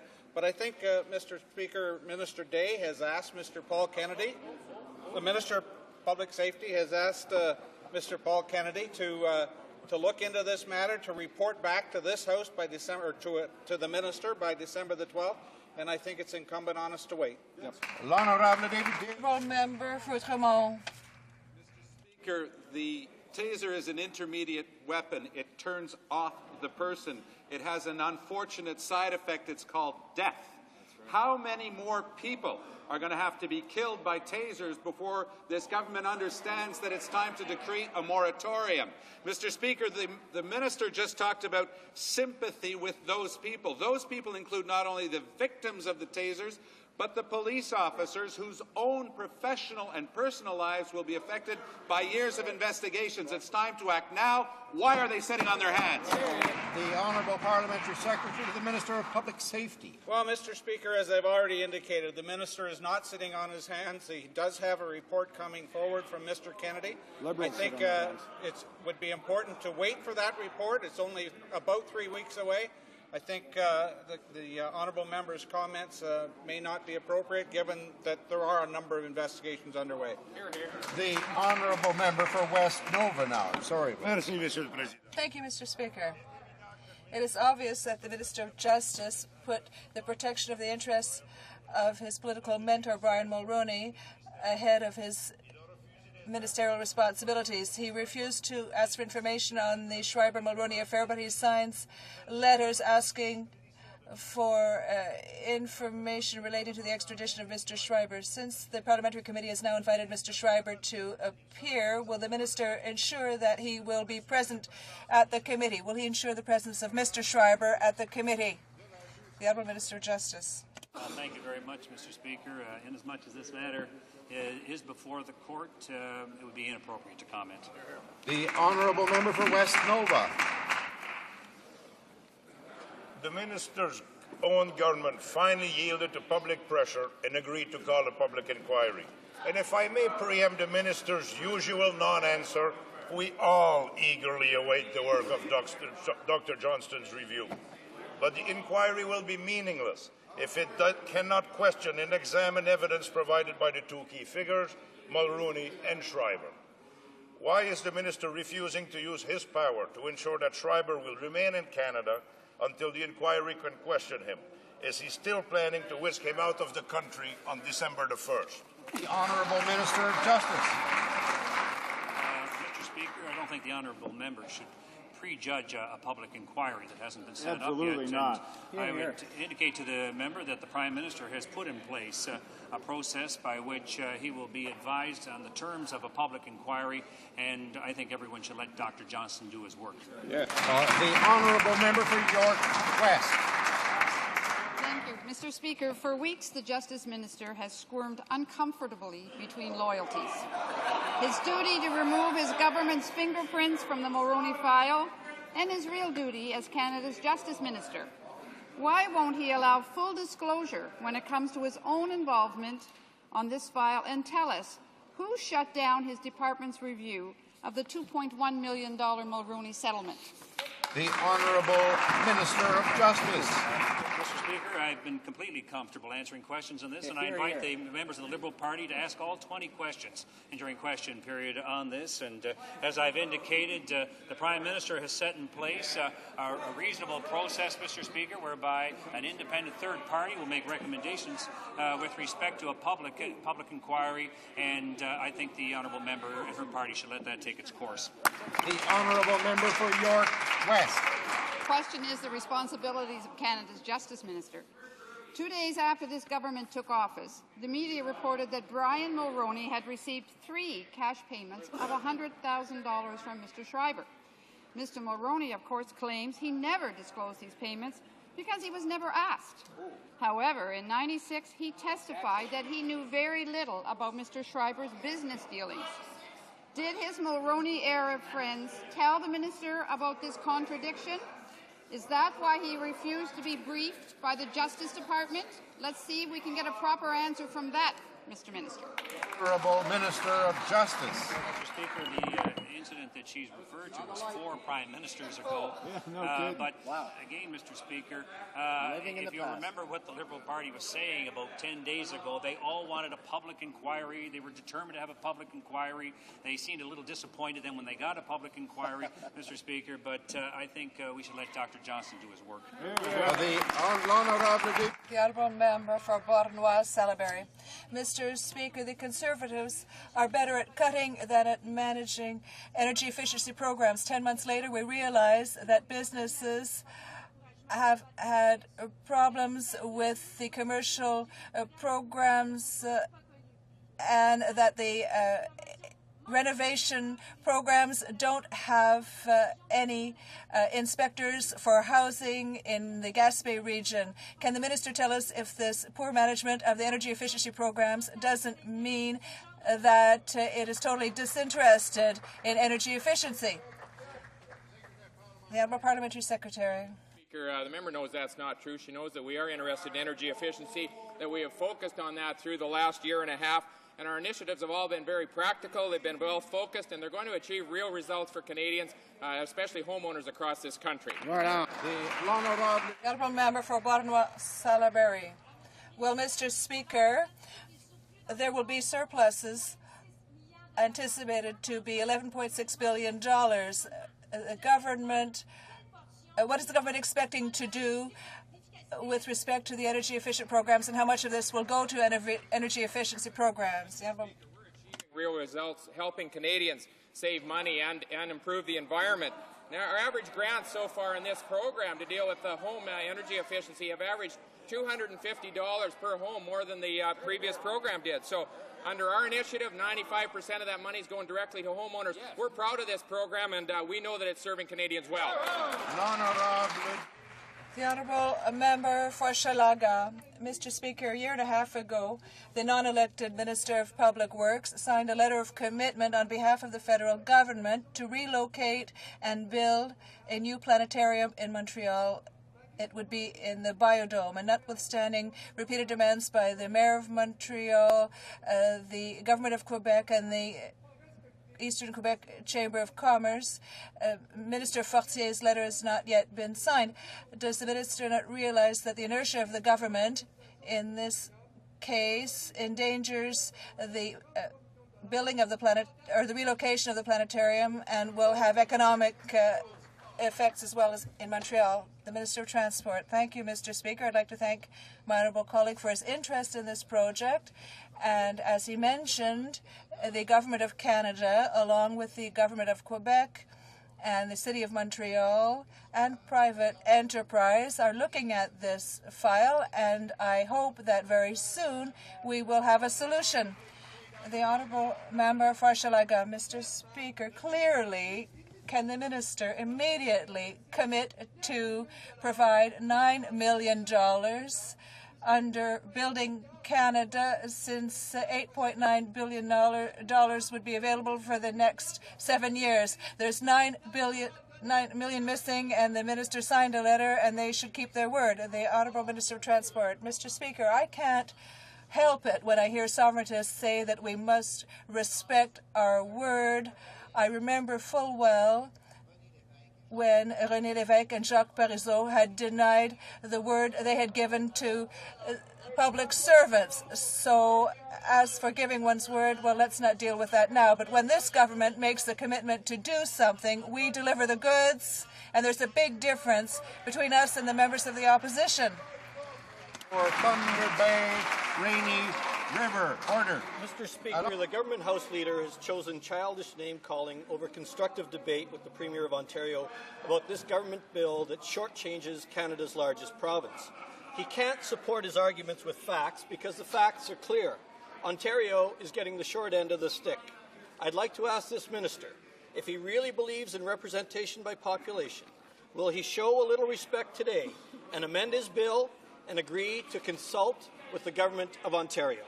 The Honourable Government House Leader. Mr. Speaker, the problem in the current formula for representation in the House of Commons is that fast-growing provinces are severely underrepresented. That applies to Alberta, British Columbia, and Ontario. And unless we change that law, that underrepresentation will get worse over time. For 13 years, although they introduced bills twice on redistribution, they did nothing to change that formula to help British Columbia, Alberta, Ontario. We are finally taking the step of doing that, and that should be welcomed as a positive thing to restore the principle of representation by population. That's why the former Liberal critic said the Liberal Party was supportive of this bill. They've changed it. The Honourable Member for Thunder Bay, Rainy River. Don't try and divide this country. We support more seats for Alberta and British Columbia. Mr. Speaker, this minister has already had to apologize once this week for misleading this House on this issue, but he clearly hasn't learned his lesson. All he can offer Ontario is mudslinging. The people of Ontario deserve better. All Canadians deserve better. They want their government to work for them. Does the Minister of Intergovernmental Affairs think this is how federal-provincial relations should be conducted? Honourable Government House Leader. Mr. Speaker, I have a high regard for the honourable member for Thunder Bay, but the reality is, when Ontario was underrepresented and his party was in government, he never raised one word once in this House of Commons about that issue. Today, we are finally doing something to give Ontario better representation, to correct a law on the books that they did not change that punished Ontario. We're looking to give Ontario a better position, and he, like that small man of Confederation, Dalton McGuinty, says, sure, I'm getting more, but I want more. Well, guess what? We're doing something for Ontario. We're making it better in terms of restoring fairness for all these provinces, and they should welcome that. The Honourable Member for Brant. Mr. Speaker, this government has been systematically ignoring the manufacturing crisis since coming to power. In Ontario, hundreds of thousands of good manufacturing jobs are disappearing at an alarming rate, and this is affecting workers, their families, and their communities. When will the industry minister take his rose-colored glasses off, accept what is happening out there, and put forward a comprehensive plan that will actually help the workers of the manufacturing sector? The Honourable Parliamentary Secretary to the Minister of Industry. Mr. Speaker, this government has taken action, and I'd ask that member to support the government. We understand the importance of manufacturing jobs, and we've taken many steps to support this important sector. We've reacted positively to the 22 recommendations of the Indu report. By the way, Mr. Speaker, that was a unanimous report. All of the parties supported it, and this member voted against it. He voted against his own critic. We increased the capital cost allowance for write-offs. We support infrastructure, $33 billion, records amount for 7 years. We're delivering on our commitments, and that's something that party didn't do for 13 long years. Honourable member for Brant.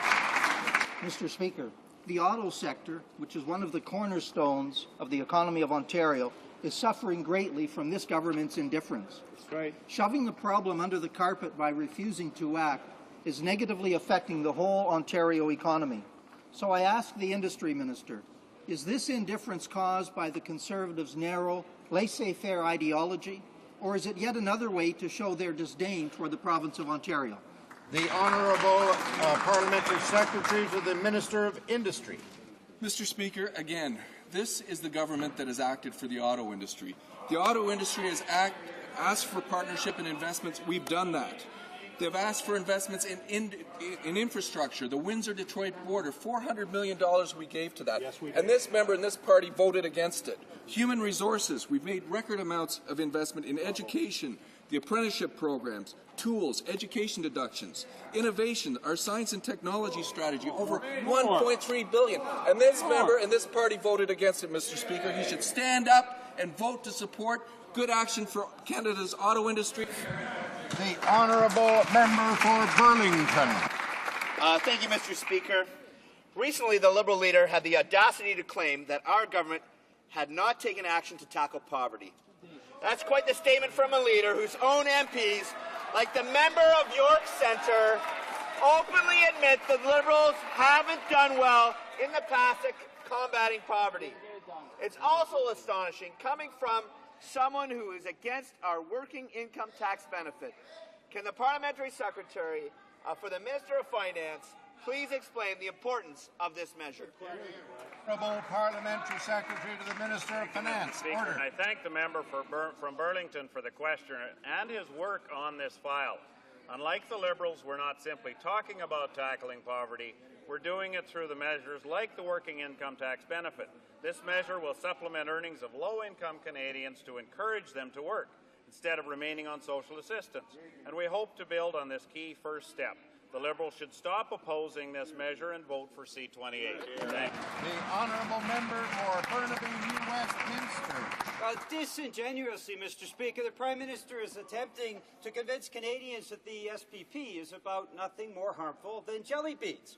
Unfortunately, his government's own internal documents, when they're not totally censored, tell a different story about a wide and dense agenda. The SPP involves the giveaway of Canada's energy resources and water resources and the dumbing down, the worsening and lowering of regulatory standards in over 300 areas, including transportation safety, food safety, consumer and environmental standards. So much for jelly beans. Will the Prime Minister respect Canadians and come clean on his dirty SPP agenda? The Honourable Parliamentary Secretary to the Minister of Industry. Mr. Speaker, in a competitive global economy, Canada benefits from strong relationships with our North American neighbours. Right. Under the SPP, we are working to ensure Canadian firms continue to have access to U.S. suppliers and American markets. Not jelly beans. We're working with our neighbours on smart border initiatives, infrastructure improvements, and regulatory cooperation. And it's something the NDP should be supporting us instead of coming against the government. Thank you very much. The Honourable Member for Burnaby New Westminster. And they're smarter than, but we're smarter than that, Mr. Speaker. This government is working in the shadow for a free trade agreement with Colombia, which denies Canadian values of justice and human rights. Some 500 citizens have been assassinated in that country for crimes against society. There have been many thousands of summary executions against journalists and peasants. This is abuse. Will that government stop discussing business with Colombia that has its hands stained with blood? The Parliamentary Secretary. Well, Mr. Speaker, I think that the key here is that this government understands that you don't separate trade opportunities from human rights benefits. That human rights benefits can accrue to the people of other nations if we give them the opportunity to enter into trading relationships. In fact, as opposed to the ideological protectionism that the member and his party demonstrate all too often, we understand that opening doors to trading opportunities around the world is a way to advance human rights successfully, and we'll continue to do that. The Honourable Member for Lac Saint Louis. Thank you very much, Mr. Speaker. Since the arrival of the Conservatives in power, some 65,000 manufacturing jobs have been lost in Quebec. The forestry sector has some 10,000 jobs lost since April 2005. That sector is in a crisis. Yet the minister has not met with his provincial counterparts to discuss the matter.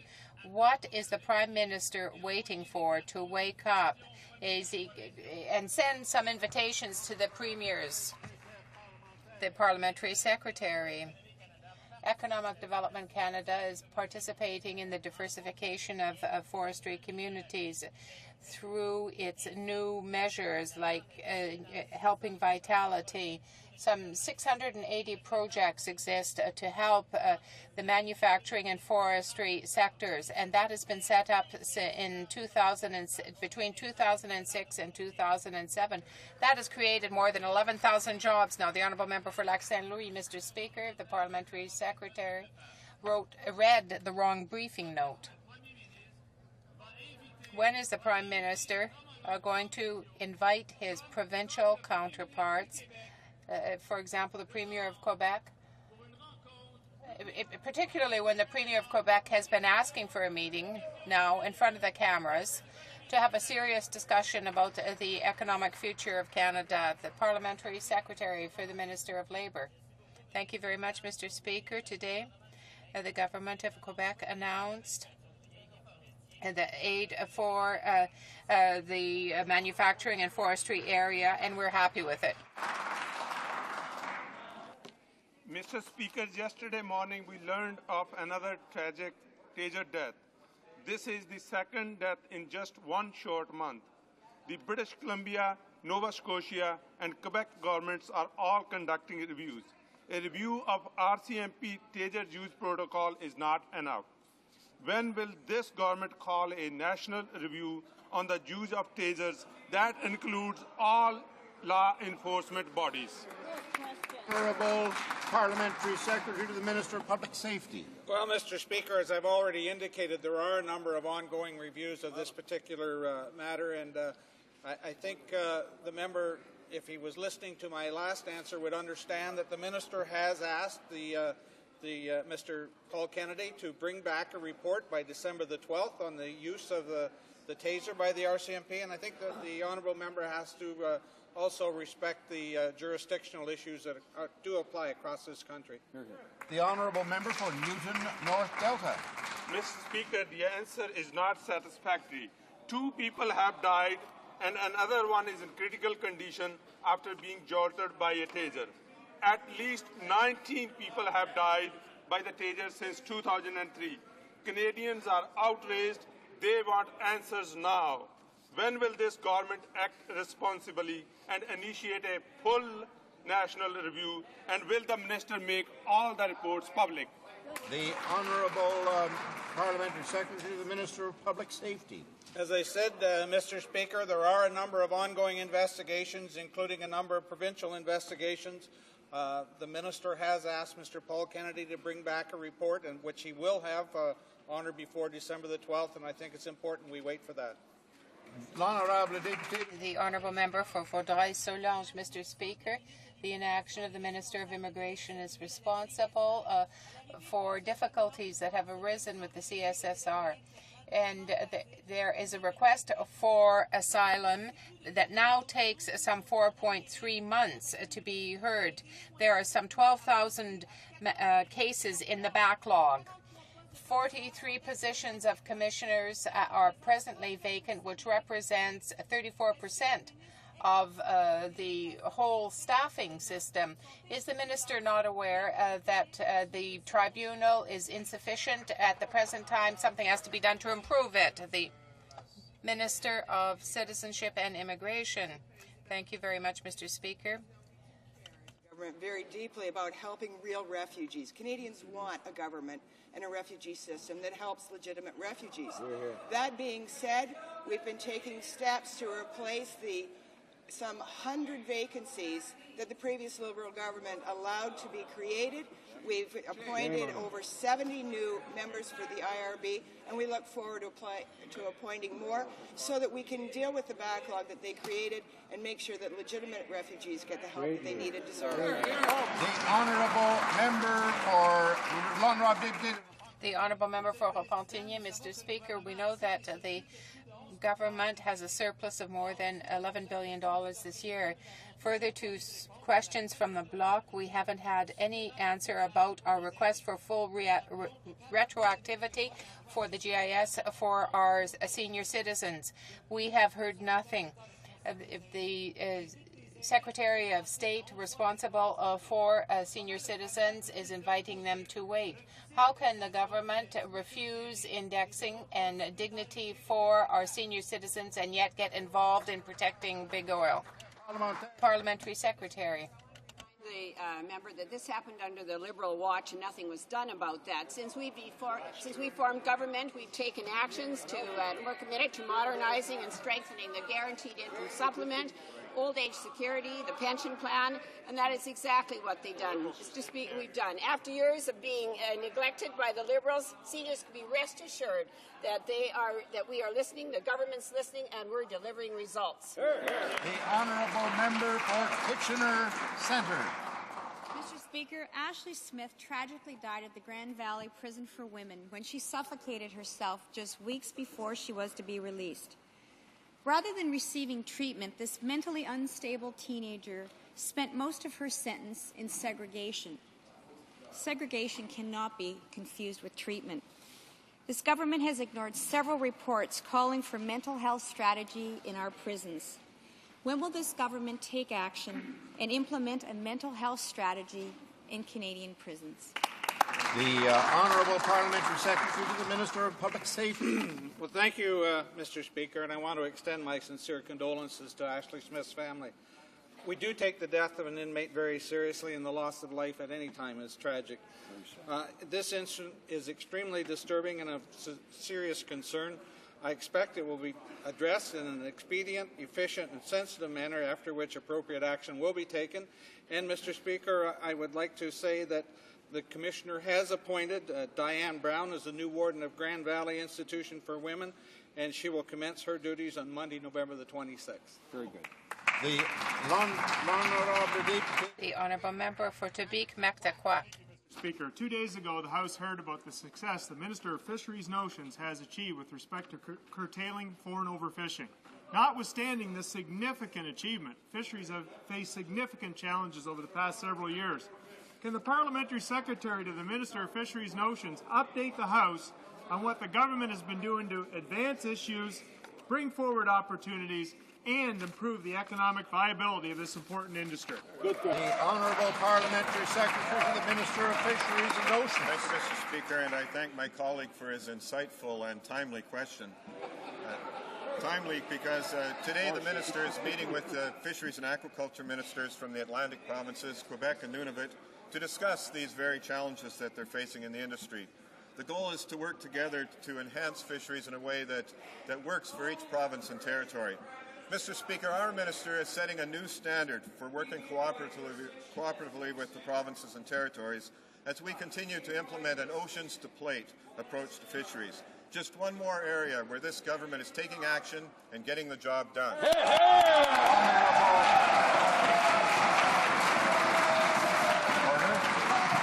Honourable member for Vancouver Island North. Mr. Speaker, from the closure of the cod fishery on the east coast to the millions of missing fish on the west, the collapse of fish stocks puts our culture, livelihoods, and ecological heritage in jeopardy. Employees of Fisheries and Oceans Canada are no longer able to fulfill their mandates in stock assessment, fisheries enforcement and enhancement programs essential for preservation and rebuilding of fish stocks. Mr. Speaker, we just celebrated International Fisheries Day. Will this minister commit to increased funding for stock assessment, enhancement, enforcement, and protection before we have nothing left to celebrate? Honourable Parliamentary Secretary to the Minister of Fisheries and Oceans. Well, thank you, Mr. Speaker, and I reject the premise of my colleague's question. In fact, if she had been paying attention, she would have heard about our Pacific Fisheries Renewal Initiative, where we invested $175 million, and a good portion of that money will go toward enforcement and stock assessment, and the very things she mentions, because we want to make sure that fishery survives and thrives, and we're going to do that, Mr. Speaker.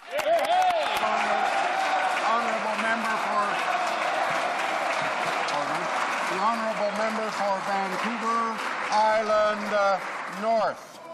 Thank you, Mr. Speaker. Well, the only thing new is repeated new calls for action from this government. And I asked a similar question over a year ago, and we've seen no evidence of any increase to funding, especially on the West Coast.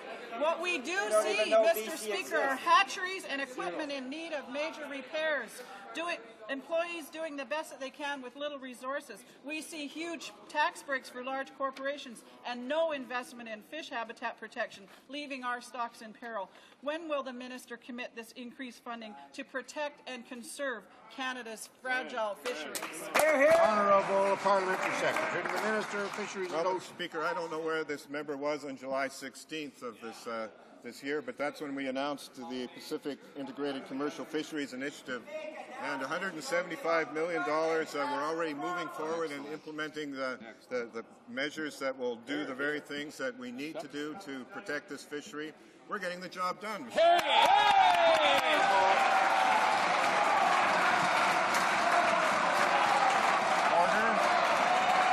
The honourable member for Egmont.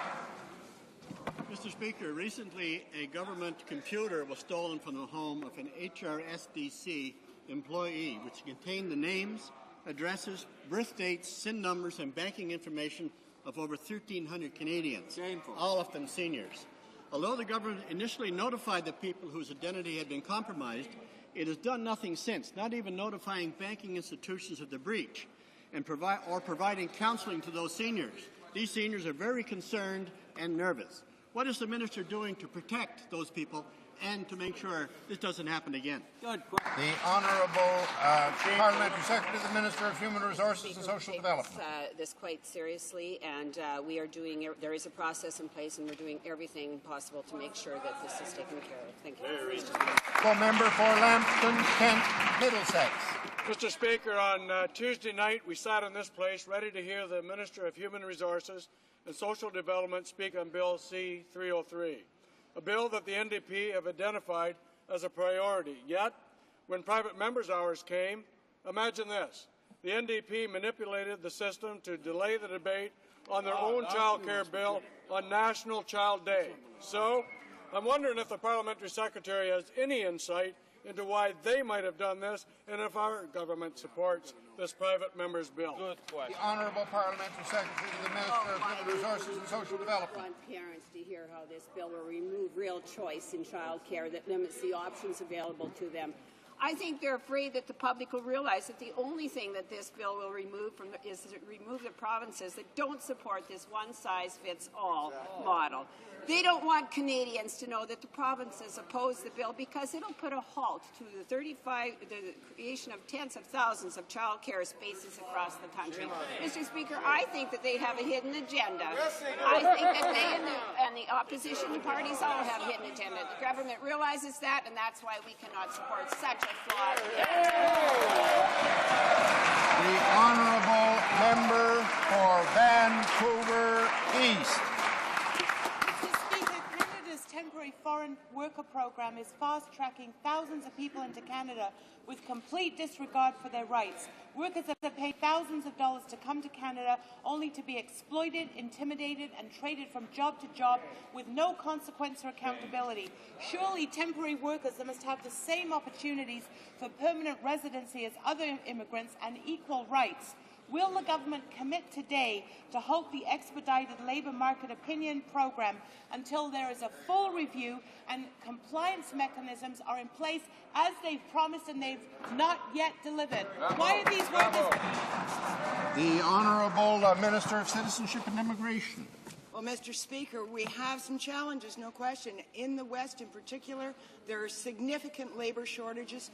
We, as a government, have been working with industry to expedite accessibility for foreign workers to keep our labour economy moving and to keep our businesses in business. We need to work with them and they need to work with the provinces to ensure that all labour laws are respected by all employers and all of the employees. We're working to make that happen, Mr. Speaker. The Honourable Member for Winnipeg South Centre. Mr. Speaker, shamefully Canada voted against the UN Declaration on the Rights of Indigenous Peoples. Now they told the UN Human Rights Council they would consider the declaration only where appropriate. The idea that a human rights declaration adopted by the UN should apply in some countries but not others is an affront to the core principles of international human rights protection. Why is this government undermining the rights of Indigenous peoples at home and around the world? Very good. The Honourable Parliamentary Secretary, Minister of Indian Affairs and Northern Development. Well, Mr. Speaker, I find this question quite surprising. Actually, it's our government that has pushed forward extending the Canadian Human Rights Act to First Nations people.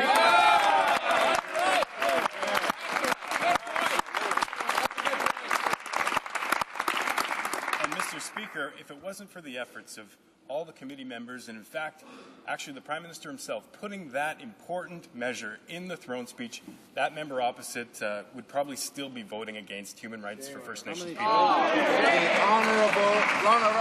The Honourable Member for Verchères Les Patriotes. Mr. Speaker, the National Capital Commission has recognized its error with respect to the Lord Durham billboard, which is considered an affront to the French-speaking Canadians, and took it away.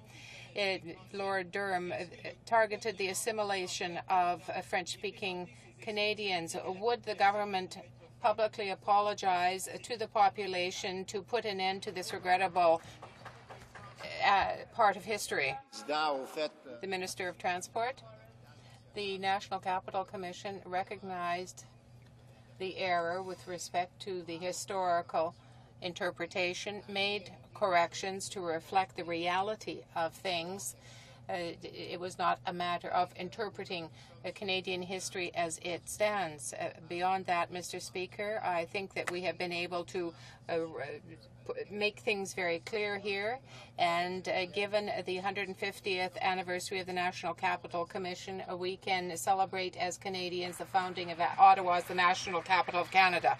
That will bring to a conclusion the question period for today. The Honourable Member for Vancouver East is rising on a point of order. Thank you very much, Mr. Speaker. During question period, the member from Lambton falsely accused the NDP of somehow manipulating the process regarding Bill C-303. And I want to be very clear, Mr. Speaker, that the NDP, as with other parties, completely stood by the standing orders. It was within normal procedure in terms of the process with Bill C-303. So I'd like to ask the member to withdraw his remark because he has made an allegation that somehow the NDP manipulated the process when in fact, Mr. Speaker, we stood by the process and did what is usual practice in this House regarding a private member's bill. So I would ask the member to withdraw his remarks. Well done. The Honourable Government House Leader. Mr. Speaker, I will welcome the opportunity to repeat back the member's words the next many times that the NDP objects to our efforts to utilize the standing orders and rules to advance our very important priority agendas on matters like justice and cutting taxes for Canadians. Hear, hear. I'm afraid the Chair has no familiarity with whatever procedure may have occurred in respect of the private member's bill that the Honourable Member for Vancouver East is referring to. However, I'm quite prepared to review the comments made by the Minister to see if they did constitute some suggestion that there had been an abuse of the rules of the House or privileges of members in the answer that was given. It didn't sound like it when I heard it, I'll have to say that, but, maybe I didn't hear it correctly, and maybe the facts were such that the minister's suggestion was misunderstood by the chair. So I'll look into the matter and, if necessary, come back to the House. Tabling of documents, dépôt de documents. The honourable member for Nepean Carleton. Oui, Monsieur le Président, j'ai la... Mr. Speaker, I have the honor to present, as far as global affairs, in order to inform parliamentarians and Canadians about the performance of the government in both official languages. This is a report entitled Performance of Canada 2006-2007, the contribution of the Government of Canada on behalf of the Chair of the Treasury Board. Thank you, Mr. Speaker. Je remercie l'honorable. I'd like to thank the Honourable Parliamentary Secretary. Tabling of documents. Government bills. Déclaration de ministre. Statements by ministers. Reports from interparliamentary delegations. Présentation de rapport de... Presenting reports from committees. Introduction of private members' bills. Première lecture de projet. First reading of Senate public bills. Motions. The Honourable Chief Government Whip. Thank you, Mr. Speaker. There's been discussions among all the parties, and I believe you'll find unanimous consent for the following motion. That notwithstanding the provisions of Standing Order 83-1, the Standing Committee on Finance be authorized to present its report on the pre-budget consultations no later than February 8, 2008, and that during its consideration of matters pursuant to Standing Order 83-1, the Standing Committee on Finance be authorized to adjourn from place to place within Canada and to permit the broadcasting of its proceedings thereon, and that the necessary staff do accompany the committee. Does the Honourable Chief Government Whip have the unanimous consent of the House to propose this motion? Agreed. La Chambre l'a entendu. The House has heard the motion. Is it the pleasure of the House to adopt the motion? Agreed. Carried. Présentation de pétition. Presenting petitions. Member for Ottawa Centre. Thank you, Mr. Speaker. And I rise to present a petition that has been the concern of my constituents, but also the concern of citizens from coast to coast to coast. And this petition, Mr. Speaker, is a petition to hold MPs accountable to their electors. And it states that, the following.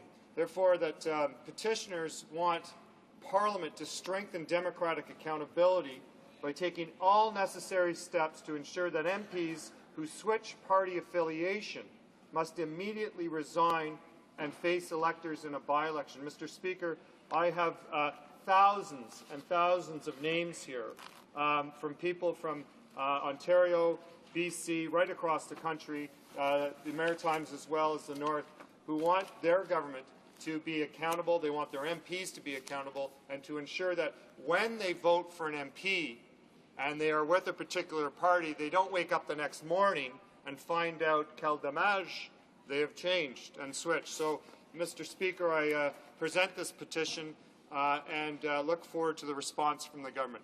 Thank you very much, Mr. Speaker. Honourable Member for Victoria. Mr. Speaker, and I have 3 petitions to present on behalf of my constituents. One of them is from the many parents in my constituency who are stuck on long wait lists for child care with costs that are rising out of reach and facing the threat of their child care centre closing because they can't afford or find qualified staff. So they are calling on the Government of Canada to achieve multi-year funding that to ensure that publicly operated childcare programs are sustainable for the long term and to protect childcare by enshrining it in legislation with the National Child Care Act to be the cornerstone of Canada, like the National Health Act, and to help end child poverty by using the $1,200 allowance to enhance the child tax benefit without taxes or clawbacks, as is the case presently. And another petition, Mr. Speaker, by constituents who are concerned about the continued military arsenal buildup in the world and the danger that it presents to all of us. sales of arms has become a flourishing industry in Canada and now represents a large percentage of our GDP. Our government refuses to give leadership in establishing a comprehensive peace process in Afghanistan. They are therefore calling on Parliament to establish a Department of Peace that will reinvigorate Canada's role as a global peace builder and that will have the abolition of nuclear weapons as a top priority. And finally, last petition, Mr. Speaker, by my constituents, many constituents across the country and mine in Victoria who are concerned about the constant floor crossings between Liberals and Conservatives and call on Parliament to strengthen the democratic accountability by taking all necessary steps to ensure that MPs who switch party affiliation must immediately resign and face electors in a by-election. Thank you, Mr. Speaker. Honourable Member for Vancouver East. Well, thank you very much, Mr. Speaker, and I'm pleased to rise in the House today to present a petition from many, many people in my riding of Vancouver East and in Vancouver generally. And I'm sure you'll remember that in 2007 in March there was a flood of contaminated pet food that hit Canadian store shelves and causing severe illness and stress in a number of animals. And what became clear is that there is no federal regulator or agency to monitor or protect the safety of pet food in Canada or to inform the public about the potential harm of pet foods.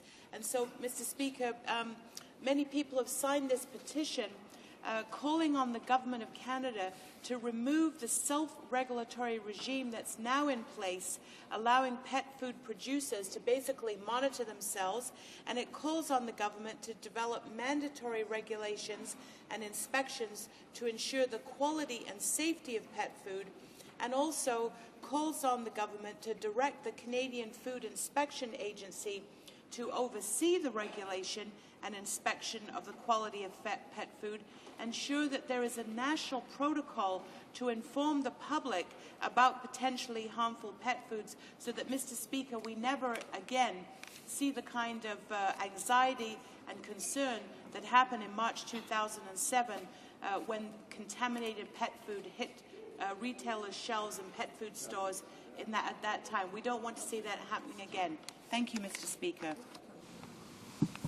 Présentation de pétitions. Petitions. Lanark, Frontenac, Lennox, and Addington. Thank you, Mr. Speaker. I have three petitions today. Two are on the same subject, one on a second subject. The first two are on the subject of the age of sexual consent, a matter, of course, that is before Parliament right now.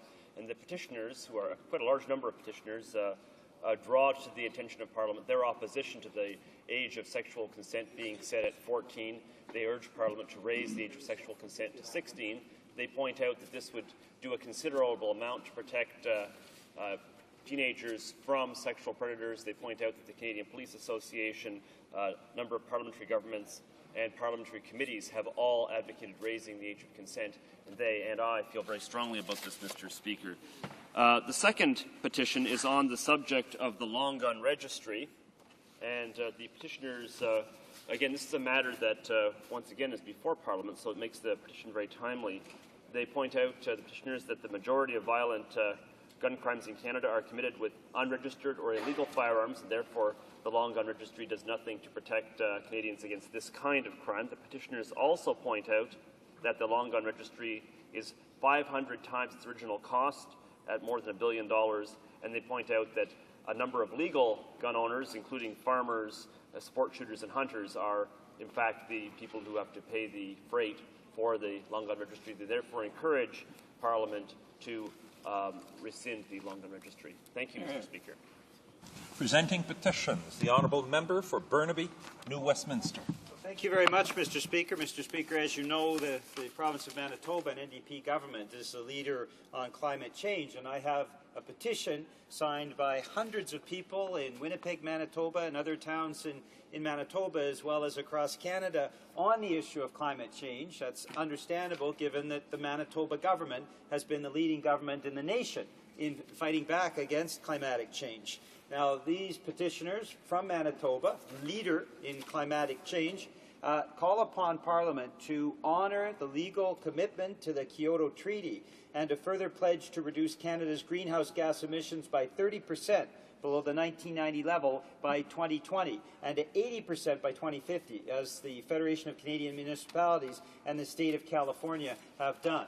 So, Mr. Speaker, these Manitobans, part of the NDP government that has led the country in climate change, are asking Parliament to take action. Thank you. Presenting petitions, présentation de pétitions. Questions on the order paper. The Honourable the Parliamentary Secretary to the Government House Leader. Thank you, Mr. Speaker. Mr. Speaker, I would suppose the only real question for today is by how large of a margin will the Saskatchewan Roughriders beat the Winnipeg Blue Bombers in Sunday's Grey Cup? But since that answer will come forthcoming on Sunday in parliamentary context, then I would suggest, Mr. Speaker, I humbly ask that all questions be allowed to stand. Agreed? Agreed. Alors que nous étudions le... We were studying Bill C2. There were 5 minutes remaining for the Honourable Member for Hochelaga. He has the floor. Thank you, Mr. Speaker. 4 minutes, 30 seconds. So, Mr. Speaker, thank you for enabling me to continue. When I was interrupted, I was explaining how the Bloc Québécois had, for a long time, been participating in the fight against organized crime, and I tabled an anti-gang private member's bill.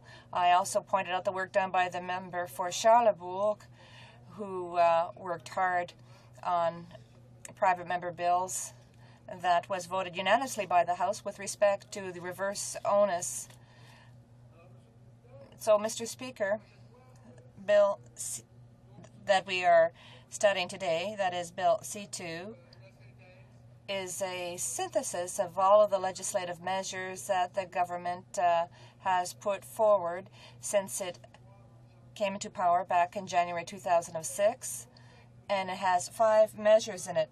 The Bill C10, for which we had a lot of difficulty with, because this was a bill which included mandatory minimum sentences for offenses relating to guns. It also contained the former Bill C-22, which dealt with not with the age of consent, but the age of protection, which is going to go from 14 to 16.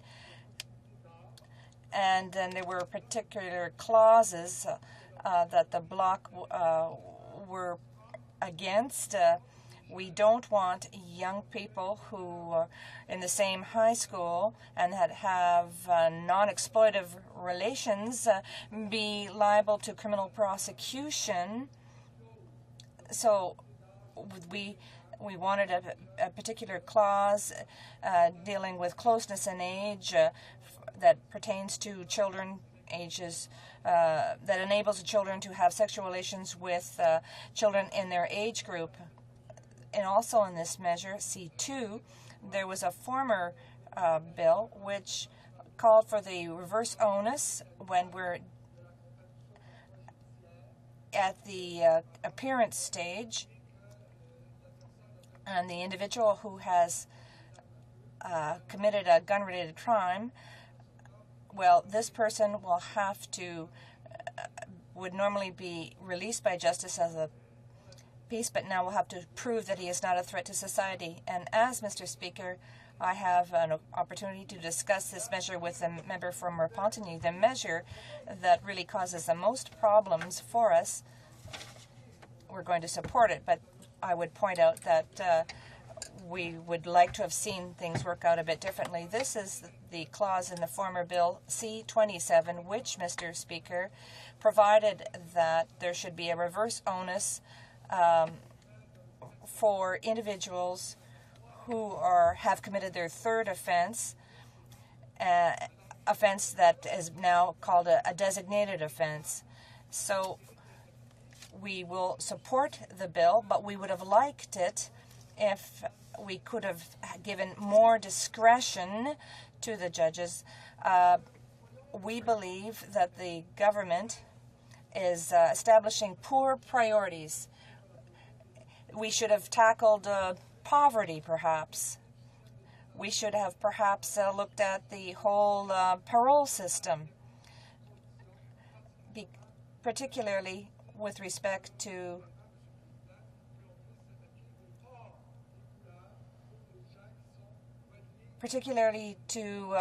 crimes related to organized crime. And so, Mr. Speaker, in closing, unless you're telling me that I have a minute left, so if I have a minute left, I need not get too worked up. Mr. Speaker, we don't think we can have a balanced view of justice if we don't deal with the causes of young offenders. And, of course, we are worried about the GIS and its retroactivity for seniors. And I'd like to take this opportunity to thank the member for Pontigny for her excellent work, or for his excellent work, rather. And I'm sure all colleagues will join me in thanking him. Once again, in closing, we will be supporting C2, but there will have to be a certain number of amendments, notwithstanding the fact we will be supporting the bill. Questions and comments? For Burnaby, New Westminster. Thank you very much, Mr. Speaker. I listened with great interest to my colleague for the Bloc Québécois. Now, we know that in committee the NDP tried to improve upon the bill, and today we have amendments that will improve it further.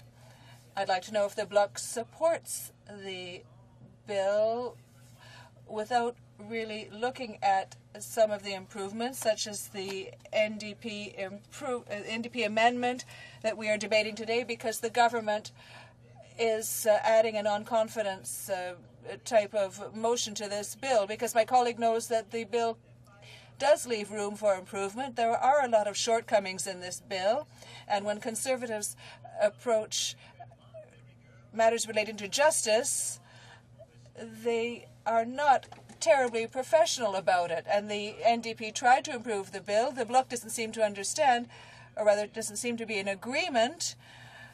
And is it because of the non-confidence aspect? The member for Hochelaga. I'd like to thank my colleague for his question, but we have to be clear on this. What we find problematic with this bill, Mr. Speaker, are the mandatory minimum sentences. We have always been uncomfortable with minimum mandatory sentences. And when the NDP, when our friends the neo-Bolsheviks come in today with an amendment that they themselves, when we fought in committee on C10, we only kept two provisions of that bill. And what party, which in a conniving way, very close to intellectual dishonesty, decided to reject the bill? Well, I didn't believe my eyes. I asked someone to pinch me, in fact, because this party that defeated all of the amendments on C10 in committee was then bringing the bill back here and resuscitating it in the House. So, because my colleague is so friendly, I would give him A+, but for the consistency of his party, B-. Questions and comments?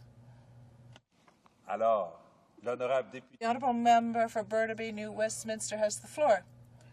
Thank you, Mr. Speaker. When we talk about lack of consistency, well, we could talk about the softwood lumber agreement, which has caused the loss of jobs for thousands of Quebecers. It was supported by the Bloc Québécois. That makes no sense. It's a lack of consistency that the Bloc will have to deal with. But I'll come back to the matter at hand. He didn't answer the question. He knows that the provisions in this bill will be unconstitutional, and he knows that the NDP today has an amendment which will ensure that we can avoid having some people labeled as dangerous offenders and subject to some type of examination later in their sentence. And the NDP is promoting this amendment because the bill isn't workable. He knows that full well. So this is my question. Is it because the Conservative government says that this will be a motion of non-confidence, that the Bloc seems to want to support the bill without thinking about the consequences, knowing that there are parts of this bill that are unconstitutional? The Honourable Member for Hochelaga has 1 minute. Mr. Speaker, I might remind you of the history of this bill. In committee, we were debating C10, and the NDP, with their helium-filled egos, said we are against minimum mandatory sentences. The Liberals, the NDP, the Bloc defeated the bill C10 with the minimum mandatory sentences. And now they're doing something that is so senseless, something that I've never seen here in the House. The Bolsheviks, the neo-Bolsheviks, are bringing the bill back, bringing C10 back. It's a total lack of consistency, and I really will never be able to forget this, Mr. Speaker. Now, with respect to softwood lumber, I would close by saying that the Bloc Québécois responded to the FDQ, the CSN, and all of those who defended the workers, and that is why we are the first political strength or force in Quebec, and the NDP only has 13% in the polls. Honourable Member for York West. Grazie. Thank you very much, Mr. Speaker. I'm very pleased to have the opportunity to speak on Bill C2, an act to amend the criminal code and to make consequential amendments to other acts, so-called Tackling Violent Crime Act, something that clearly our party's been working on for some time, and I'm quite proud of the work that we've already done on this very issue. It's critically important that Canada have safe communities and that we be doing everything possible to ensure that. Canada has long been and continues to be one of the safest countries in the world. Although firearm homicides decreased between 1975 and 2003, even one death or one violent episode involving guns is one too many. And I'm sure when our communities hear that it's decreasing and they challenge that, the whole reason is because stats don't matter. If you're feeling unsafe in your community, and I have to tell you, I have a riding that's very concerned about this, as other ridings in Canada, other communities in Canada, it's important that we be doing everything we possibly can to ensure the laws are there to protect Canadians. Our Liberal government implemented a wide variety of measures in order to make our streets safer. We had a very successful crime prevention strategy that involved more than imprisonment. And that's what's required, is much more than just imprisonment, which is why my government took a more proactive role with a wide range of measures to stem gun violence and crack down on organized crime. Since 2002, our anti-gang legislation has meant new offenses and tougher sentences, including life in prison for involvement with criminal organizations. It is currently being used in cities like mine in Toronto numerous times, and it's a tool that the police are very pleased to have and are using it to its maximum amount of ability. We also broaden powers to seize the proceeds and property of criminal organizations. As well, we increased funding for the National Crime Prevention Strategy, which is something, again, that we cared very much about and was very effective. And if we talk about the decrease that there has been in crime, it's clearly, I believe, because our crime strategy was effective and continuing on. Since it was launched in 1998, the National Crime Prevention Strategy has helped numerous communities across Canada by giving them the tools, the knowledge, and the support that they need to deal with the root causes of crime at the local level, which is where it has to start. It had supported more than 5,000 projects nationwide dealing with serious issues like family violence, school problems, and drug abuse. These are just some of the measures that my government has undertaken, and our campaign was working. Hence the reason that we had a decrease in crime, especially in violent crime. Whether funding programs to prevent crime or ensuring that violent criminals are brought to justice, the Liberal government was and continues to be committed to protecting our communities. And now, even though we are in opposition, we, the Liberals, have been dealing seriously with crime legislation for the past year and a half, while the Conservatives have been playing partisan games and doing everything they can to prevent getting these bills passed. We actually have put more effort into passing the government's crime bills in the last session than the Conservatives did. So we won't take any lectures from them on how we should be proceeding. Had they not blocked, we would have had this legislation passed and enacted already.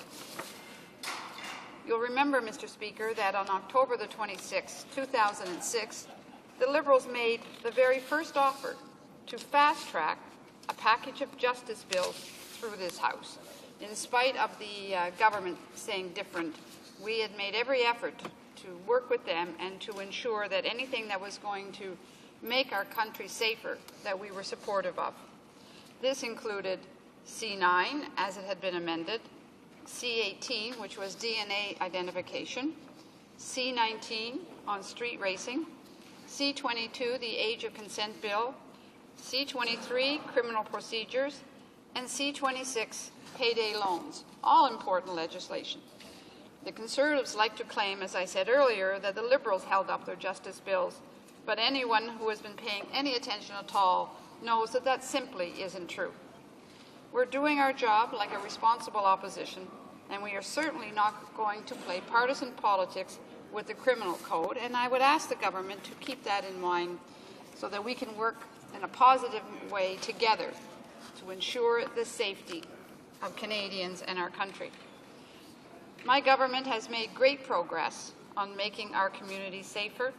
As I mentioned earlier, we have increased funding for the National Crime Prevention Strategy, and we took steps to prevent gun violence by cracking down on organized crime in a very concentrated effort across the country to focus on attacking, again, the roots causes of why we have people getting themselves involved in organized crime, and working together with all of the crime prevention people across the country, but with all of the officials in the various policing jurisdictions, because it certainly takes a coordinated effort in order to be able to tackle the organized crime efforts. And when we were back in government and looking forward to where we're going and expect to be the government at the next election, we have our own plans, and our new Liberal government will immediately provide additional funds to the provinces so they can hire more police officers. We will give the RCMP money for 400 additional officers to help local police departments deal with guns and gang activity, as well as organized crime and drug trafficking. We will also ensure that more money is made available to the provinces to hire more Crown attorneys, which continues to be a problem and clogs the courts. It's one thing to get them arrested, it's another thing to get them through the system.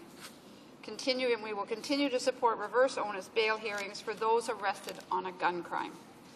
And we will establish a fund that would help at-risk communities cover the costs of security in their places of worship, which was started by the previous Liberal government and unfortunately abandoned by the Conservatives.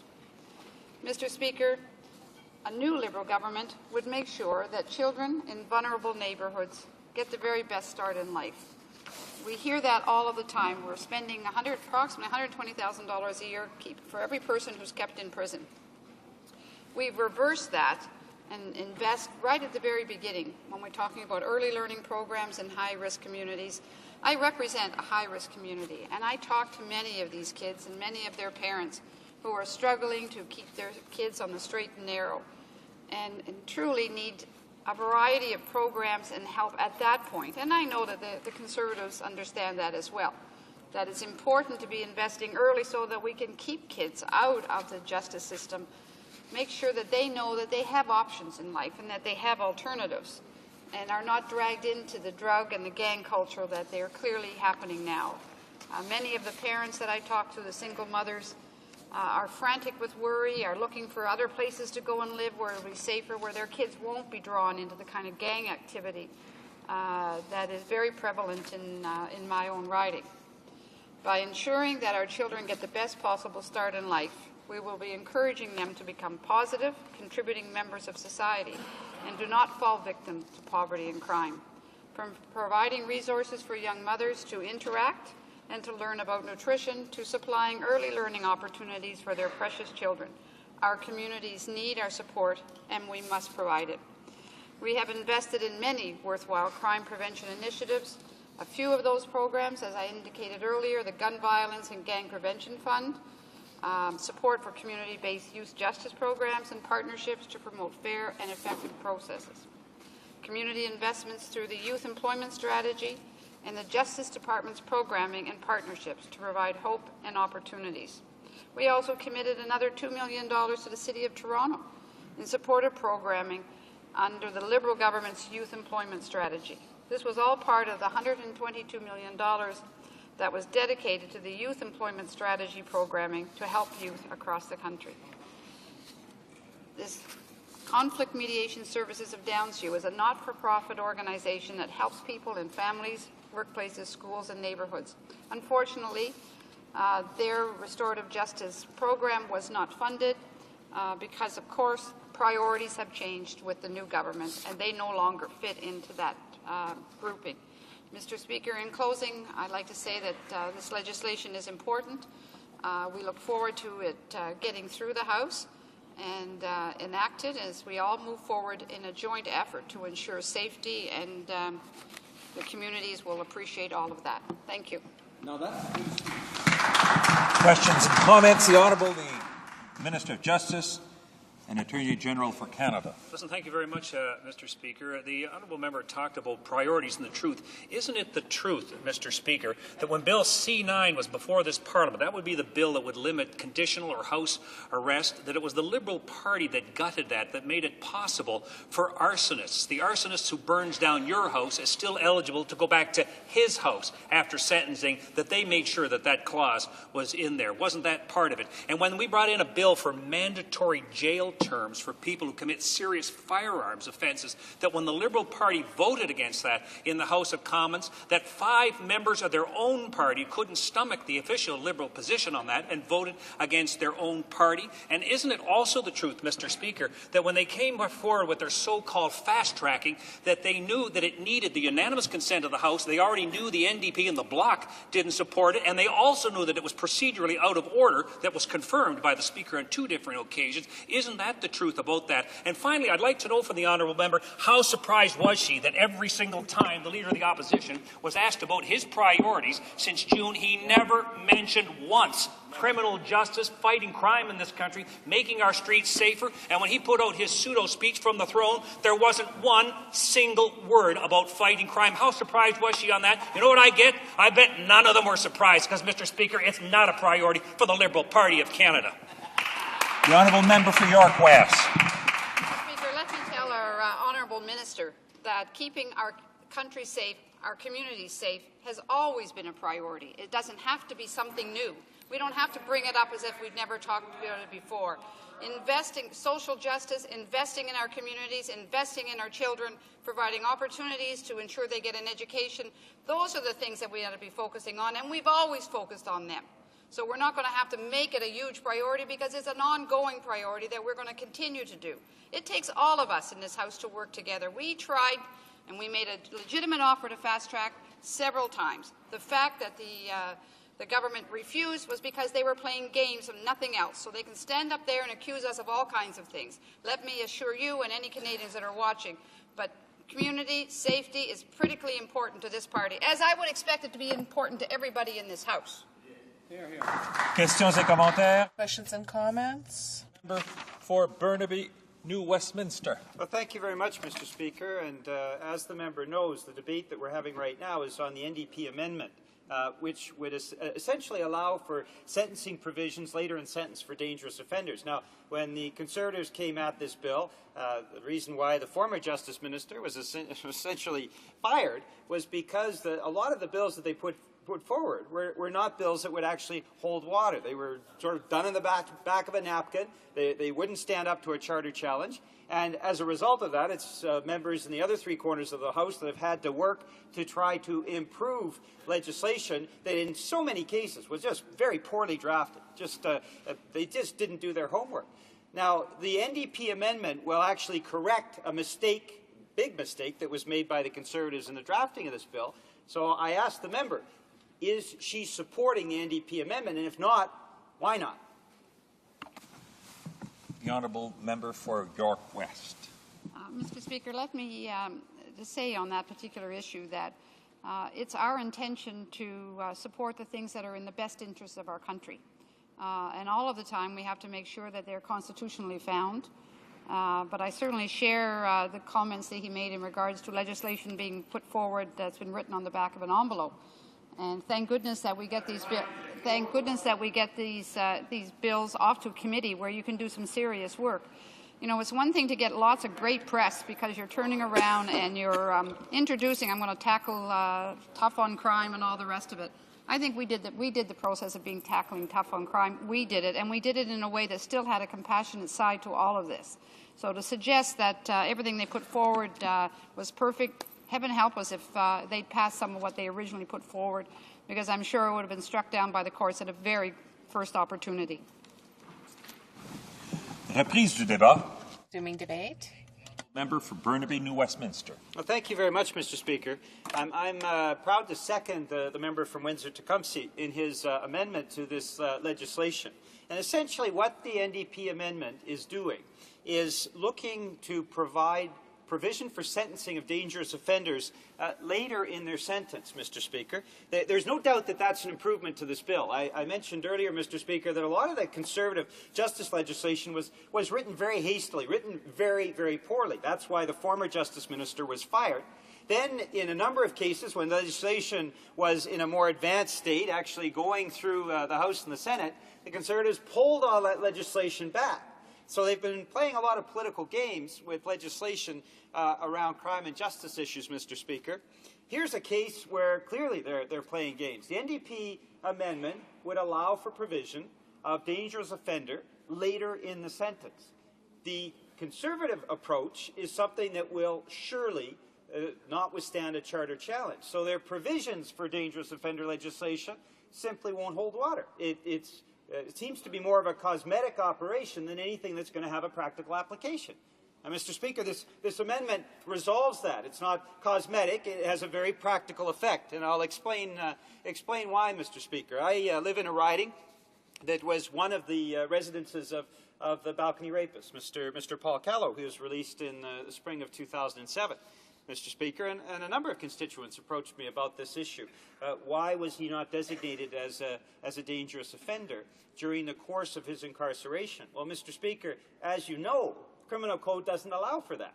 The provision of dangerous offender can only take place in the first 6 months of a sentence. Now, in this individual's case, in Mr. Callow's case, even though he was sentenced for a number of horrendous crimes, it wasn't until later in his sentence that it turned out he had not gone through the appropriate treatment programs and that he had committed another offense, another alleged offense, while in prison, Mr. Speaker. As a result of that, he was kept for the entire duration of his sentence, Mr. Speaker, and then he was unceremoniously dumped into New Westminster, British Columbia, Mr. Speaker. Now, there were no programs, no supports provided to him. He was put into a homeless shelter that simply pushed him out every day. So he was walking the streets of New Westminster. Does any of that make any sense, Mr. Speaker? Of course not.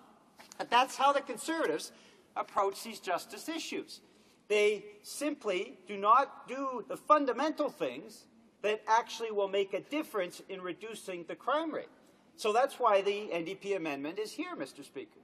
In Mr. Callow's case, given the NDP amendment that is before this House, a judge would be able to, later in his sentence, look at the evidence, look at the fact that he has not successfully gone through the treatment programs, look at the fact of the alleged offense in prison, and be able to designate that individual as a dangerous offender. And it withstands a charter challenge, Mr. Speaker.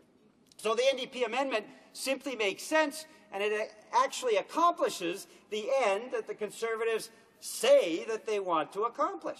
And their proposed legislation, because it was hastily drafted, because it was poorly drafted, as is so many of the justice bills that have come out of this government, simply won't withstand a charter challenge, which leaves us in the status quo, Mr. Speaker, and leaves us in the same situation if an individual like Mr. Callow in the next couple of years is going through the same situation, there is no legislation that will actually deal with that individual.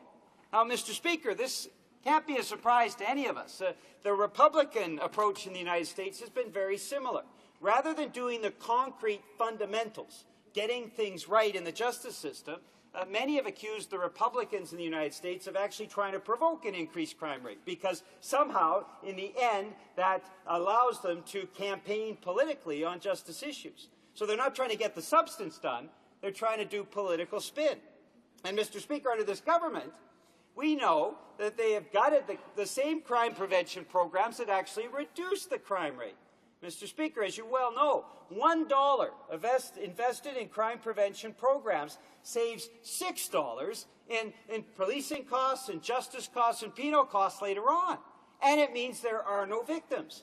Now, Mr. Speaker, if this government was really serious about justice issues, they would be investing heavily in crime prevention. Why? Because there are no victims. The crime never occurs.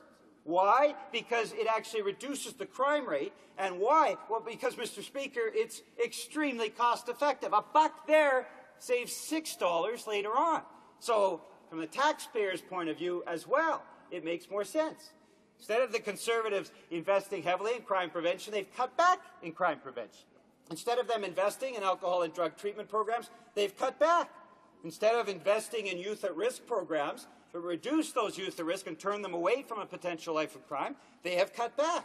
Instead of investing in building safer communities programs, in providing safety audits for buildings and communities, they have cut back, Mr. Speaker. Instead of investing in community policing, they've cut back. Where have they put their money, Mr. Speaker? Well, corporate tax cuts, billions and billions, $16 billion in the autumn financial statement in corporate tax cuts. They're essentially shoveling money at the corporate sector when these fundamentals of community policing and crime prevention, the fundamentals are simply not being taken care of.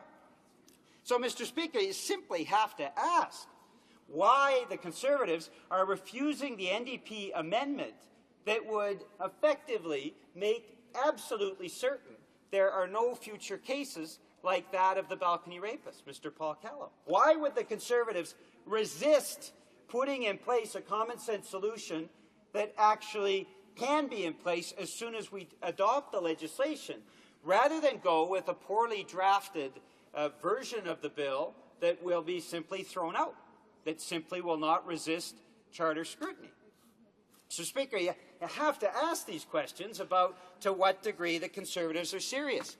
And I raise the issue around the Republican style of actually provoking a higher crime rate because I've seen how quickly the Conservatives react on issues such as that.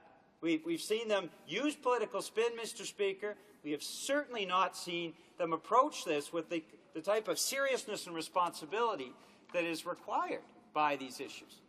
We've seen government in Manitoba, for example, an NDP government that has taken very effective measures on crime prevention. We don't see this from this Conservative government.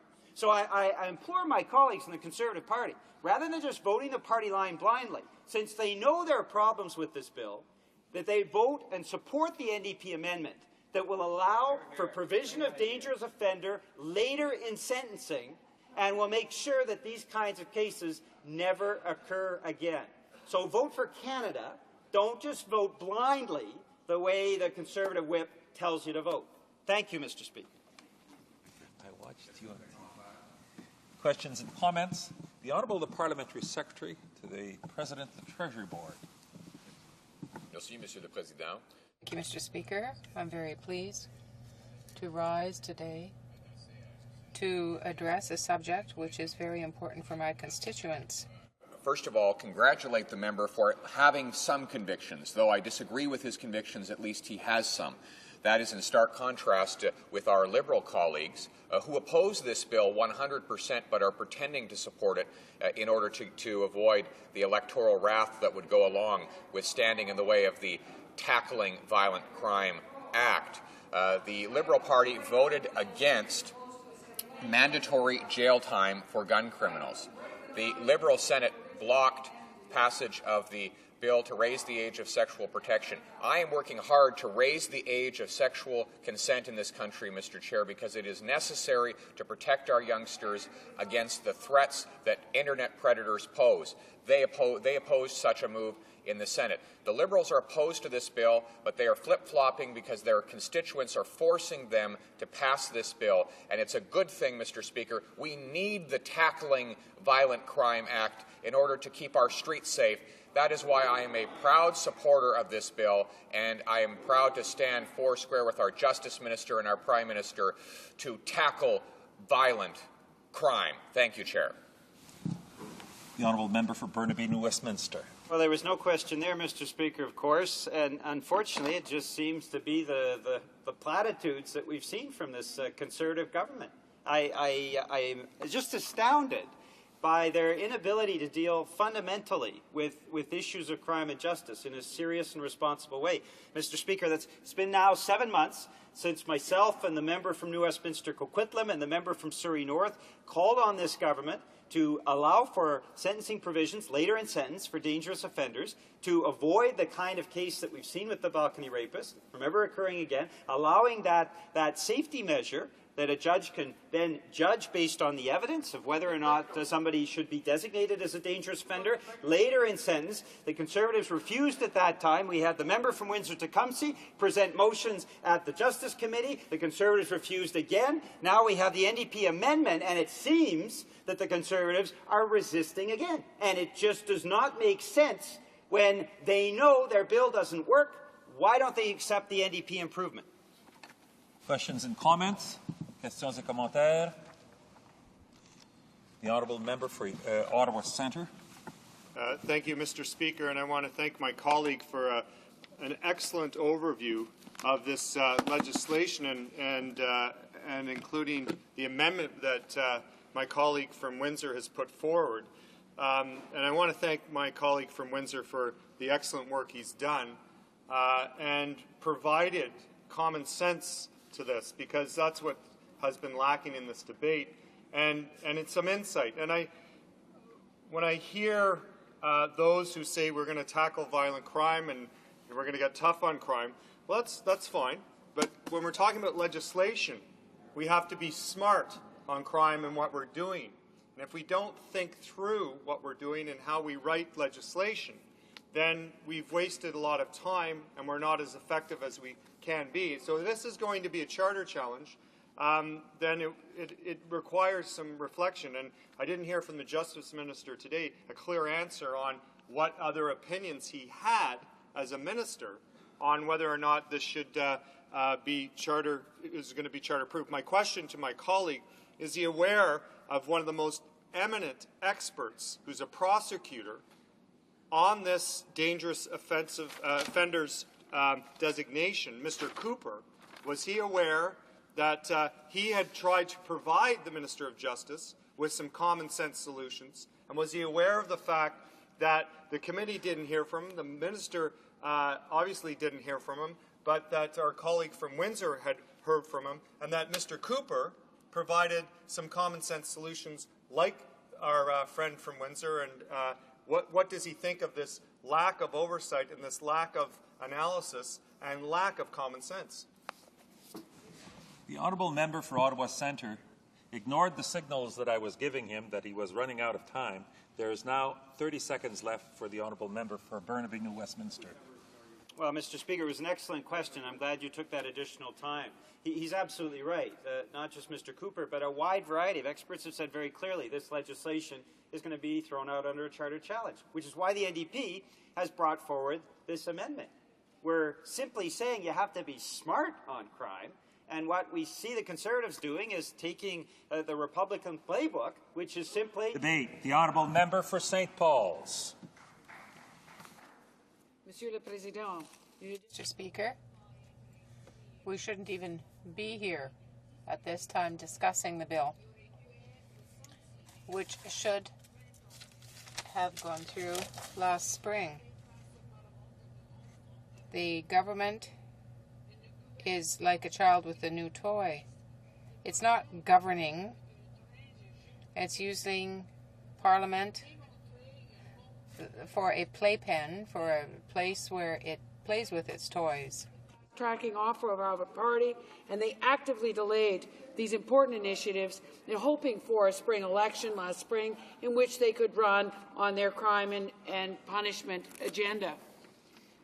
According to the member from Notre Dame de Grasse, I would like to remind this House and you, Mr. Speaker, of actually the scenario from last spring. Bill C-10, the first reading on May 6th, was then delayed 38 days before the second reading, 146 days before it was sent to committee. The committee met 105 days, and then from the committee report to report stage was another 75 days. From report stage to third reading, 22 days. Bill C-22, the first reading June 22nd, 2006, 130 days before the second reading, 142 days before it was sent to committee, 29 days in committee, 4 days till the committee reported, 11 days to report stage, and then to third reading on the following day. Bill C-27, the first reading October 17, 2006, 199 days until second reading on May 4, 2007, 4 days to committee, and then 36 days in committee. Bill C-32, first reading November 21, 2006, 77 days till second reading, 113 days till it was sent to committee, and then 20 days in committee and a day till the committee report. Bill C-35, an act to amend the criminal code, first reading November 23, 2006, 123 days before the second reading, 2 days before it went to the committee, where it was studied for 61 days, and then 1 day until it was reported in the House. 5 days to report stage, 1 day till third reading. Mr. Speaker, this is no way to tackle violent crime. In fact, it is again just posturing and using the Parliament of this country as this little electoral toy instead of actually taking this seriously in this sort of posturing. I have never been so disappointed as to actually, from the committees to the behaviour here, to see that these parliamentarians have not been allowed to act like parliamentarians because of this sort of appetite for an election and for a majority. Last evening at the disability, the End Exclusion Conference, one of the members of the disability community said to me that social policy and social justice was homeless in this government. In terms of tackling violent crime, that women with disabilities who are the most abused, the most often victims of violent crime, they want to see some policies that will affect them. The seniors that we met with in London, with the member from London North Centre, who are very upset in terms of the people looking after them, that elder abuse no longer doesn't have automatic charges, and the poor, vulnerable senior is still asked as to whether or not they want to press charges. From early learning and childcare, where we know we can help affect the behavior of young children, to bullying programs, to literacy programs, to cutting women's programs that affect the interval houses, to the summer jobs program where kids can finally maybe find out that they're good at something, that this government has consistently cut the prevention and the causes of violent crime. I remember, Mr. Speaker, in 1995 when I ran provincially, and we knew then what the Premier Harris was about to do. He cut the arts programs, the music programs, the sports programs, the homework clubs, and the family counseling. And 10 years later, we ended up with terrible trouble with guns and gangs. At the shelter in my riding at Tumavut and meeting with some of the members of the black community, it has been absolutely horrifying to hear that the results of those cuts were really that people that didn't feel included. The first time this young man said that he had ever felt included was when he joined a gang. The first time he'd ever been told that he was good at anything was shoplifting. That it is so upsetting to see this government who just doesn't understand that investing in the programs that actually have kids find the talents in art and music, the kinds of talents that in terms of a summer job. It is absolutely horrifying to think that this idea of just locking up people and throwing away the key will be the way to get a safer society. Canada used to boast the lowest recidivism rate in the world because of what happened to people in prisons. That meant in education they might even get a bachelor's degree. Some of them have even got a law degree. And when they have anger management programs, drug rehabilitation programs, they've been able to come out with new talents and therefore needing new friends, and they never reoffend again. What we don't want is our prisons to become schools for criminality, where people come out and are now trained for a life of crime.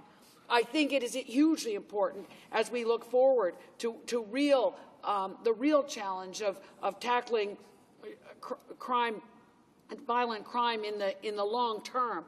That this government must have to address the causes of crime and the kinds of important programs that are so important in our prison system.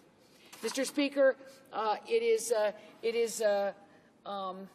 again, I guess I just feel that I cannot stand in this House without commenting that this government has rendered this place and the committees of this House to an all-time low in my 10 years as a parliamentarian. The idea that members of Parliament are not allowed to speak freely at committees, that they are scripted and rehearsed in the Prime Minister's office, that there is this unbelievable inability of cabinet ministers to even speak. It is or show up at events that they had booked themselves. That this place, and as the clerk of the House of Commons so often reminds us, this building is to be something more than to hang Christmas lights on. And it is appalling that we don't understand that the chairs of committees, their job is not to dictate. Their job is to find the will of the committee and put it forward. They are not to have, like yesterday happened in the Health Committee, to have the parliamentary representative, the minister, whispering in the chair's ear in the middle of the meeting. It is not up to the chair of a committee to actually decide that 15 minutes to go, that the minister gets 15 minutes to sum up. There seems to be an absolute lack of understanding of the role of this House, the role of committees, in terms of really calling the government to account. Government reports to Parliament. It is not the other way around. No amendments means no democracy. This is a travesty of the role of citizens. I hope, Mr. Speaker, at the next election, that people will see that the ballot box question will be citizens have a role at all after this next election because citizens have been silenced, members of Parliament have been silenced, ministers are being instructed what to do, and I worry for the democracy of this country should these people be allowed to govern any longer. Thank you, Mr. Minister. Questions and comments, questions et commentaires. The honourable member for Ancaster, Dundas, Flamborough, Westdale. Thank you, Mr. Speaker. One of the things that I wanted to ask the honourable member, some years ago we had a very tragic circumstance in downtown Hamilton where we had an offender who had been charged and convicted and charged and convicted and charged and convicted, walked across the road from what was purportedly a safe federal release site and walked into Jackson Square Mall and repeatedly stabbed a young woman, and amazingly she survived. And the assistant Crown Attorney in Hamilton spent 18 months of his career trying to make sure that the dangerous offender label was put on this man so that he could not do this again. And I'd like to ask the member whether she is for our Crown Attorney spending a year and a half to 2 years to try and get dangerous offenders off the street before they harm women, harm children, harm men again, or whether she is for our provision that would allow these Crown attorneys to put the onus on the defense attorneys when someone is repeatedly charged and convicted with violent, terrible crimes so that they can prove to the public that they are worthy of release. The honourable member for St. Paul's. Thank you, Mr. Speaker, and I thank the member for the question. Now, I think the issue of dangerous offenders has been a very difficult one for all of us, and I think that even my profession probably hasn't done what it should in being able to have proper assessments in terms of true psychopathy and the people that really do not know the difference between right and wrong. The people who think that what's right is what you get away with and what's wrong is what you get caught doing is a danger to our communities. And I think that we do need ways in which we can determine the people who will not benefit from years and years and years of treatment and therapy and that really need to be off our streets. And so I think that we need to provide the courts the capacity to be able to identify these people and deal with them in a very, very, very serious way. And that because if we don't do that, then the kids that make a mistake once, the kids that really can turn their lives around, like the amazingly inspirational Matt Geigen Miller, who appeared before Justice Committee a number of years ago, who can show that getting into trouble can be turned around and that you can come out to an absolutely amazing life of contributing to other kids that were like him. So I think that this is a very important differentiation, and I hope that this government will put the resources necessary to this so that we can actually deal with and diagnose dangerous offenders in an effective way. Questions and comments? Questions et commentaires? The honourable member for Edmonton Sherwood Park. Thank you, Mr. Speaker.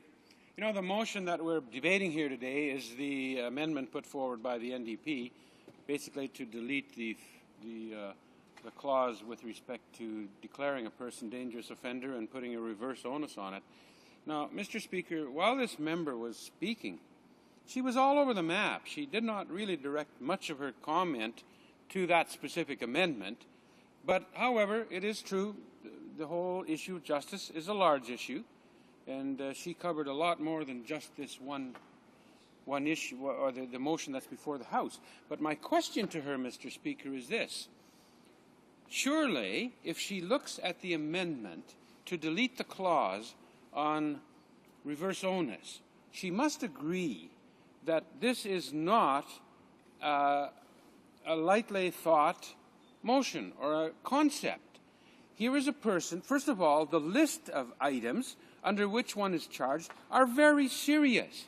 You're talking about rape, murder, and it's not once, it's not twice, it's 3 times. And by then, surely this person has said, you know, all these things that the Liberals put in place to help me prevent from becoming a criminal didn't work.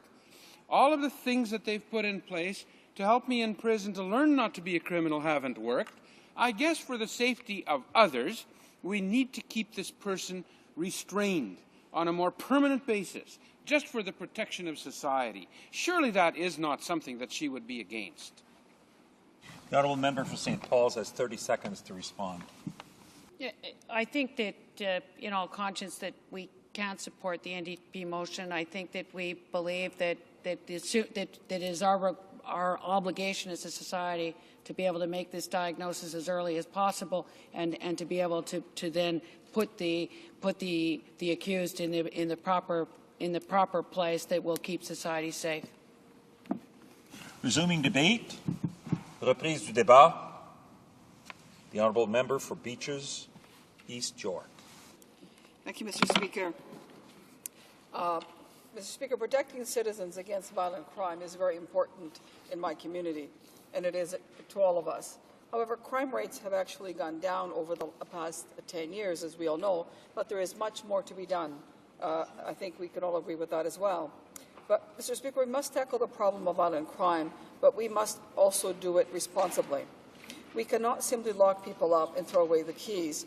as this government obviously wants to do. We have worked hard to improve on these bills from the last session, despite the Conservative attempt to obstruct their own legislation by not calling the bills but up for debate in the House of Commons. Mr. Speaker, we have proposed to fast-track the legislation we supported in order to protect Canadians, but the government refused to pass their own legislation. I think they are just still focused on being in opposition, where all they did was obstruct government bills. They continue to do the same with their own government. Mr. Speaker, I want to talk about how violent crimes affects women in this country, and also try to get this government to see that we can do more to prevent crime, rather than increase penalties and lock people away forever. We see that even in the U.S., Mr. Speaker, where mandatory minimum sentences are in place, the government is moving away from this method because it simply does not work. It fills up our prisons and does not help in rehabilitating the offender. I believe that it is better to prevent the crime in the first place. That way you do not have a criminal and you don't have a victim. It is so much better not to have a victim, Mr. Speaker. And when prevention fails to stop an individual from committing a crime, we must ensure that the rehabilitation process is in place and is effective. Mr. Speaker, I just want to give an example of the Young Offenders Act and how it's applied, because that is a major area of discussion these days as well. Quebec, for instance, has a much lower recidivism problem with respect to young offenders than other parts of the country. Now, why is that? That is because the prevention program that they have is much better, but also the supportive program, the rehabilitation program is much stronger and much more effective. In fact, Mr. Speaker, a few years back, Chile signed an agreement with Quebec to be able to use their model. Order, please. L'honorable ministre des Transports. The Honourable Minister of Transport on a point of order. Yes, Mr. Speaker. I note that the debate is dealing with an amendment that was moved by the NDP party, and that the relevancy of the debate is at issue here. My colleague is not discussing the issue, so I would appreciate, Mr. Speaker, if you would bring this colleague back to order so that we can discuss the relevant measures before us. Merci, I'd like to thank the Honourable Minister of Transport for his point of order. The whole legal issue is quite broad. Teachers East York will come to the point of the debate pretty soon. Mr. Speaker, I think that is an indication exactly of what I was trying to say, because you can't deal with the amendment without dealing with all of the other aspects that I was discussing. And with all due respect, what I was saying, in fact, is very much appropriate, because what I'm saying is that if we do not prevent crimes if we prevent crimes in the first place, we don't have to get to the point of having to have reverse onus at all. And what I was saying, just to go back, because this is very important with respect to youth, Chile has actually had an agreement with Quebec in order to take the Quebec model and to use it in Chile. And so maybe this government might want to learn something from some of our own provinces and how they're applying prevention and rehabilitation, so that we don't get to the point that we are discussing here today and the issue of reverse onus. So, Mr. Speaker, we must address the growing problem of domestic violence in this country as well. I know that the honourable member doesn't want to hear about this, but the reality is that 53% of all women who are victims of a violent crime were victims of a common assault. 13% were victims of sexual assault. 11% were victims of an assault with a weapon. All of these are preventable, not all of them necessarily, but most of them are preventable crimes.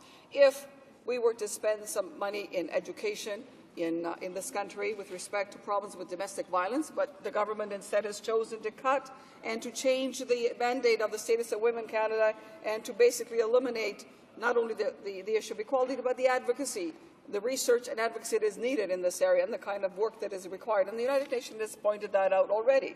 So that, again, in order to change the social condition that exists in our country, to make sure that these kinds of crimes can be prevented, the government doesn't seem to be interested in these things. And we all know that, Mr. Speaker, the women are considerably more likely than men to be victims of violent crimes, such as sexual assault and criminal harassment. Women are more often victimized in their homes and in community and in prisons, as we've seen more recently. 224,000 women say that they feared for their lives as a result of a violent spouse. These are things that can be assisted. Rehabilitation will work in those areas in many cases, and certainly looking at the conditions of poverty, the conditions that people live in mental health, and other situations. Furthermore, Mr. Speaker, Aboriginal women are more than 3 times more likely to report being victims of spousal violence than their non-Aboriginal counterparts. 24% of Aboriginal women, clearly almost a quarter. Due to the often cyclical nature of domestic violence, women involved in abusive relationships are often caught in a revolving door or abuse and refuge. Mr. Speaker, I say this because the government is doing little, as I said, or little to nothing, basically, in the way of prevention. In fact, it has gone the other way around. Mr. Speaker, I believe that there are portions of this omnibus bill that attempt to do that, but I don't think it addresses it to the extent that we need in terms of prevention. The government has proposed an American-style 3 strikes you're out law to jail certain offenders immediately.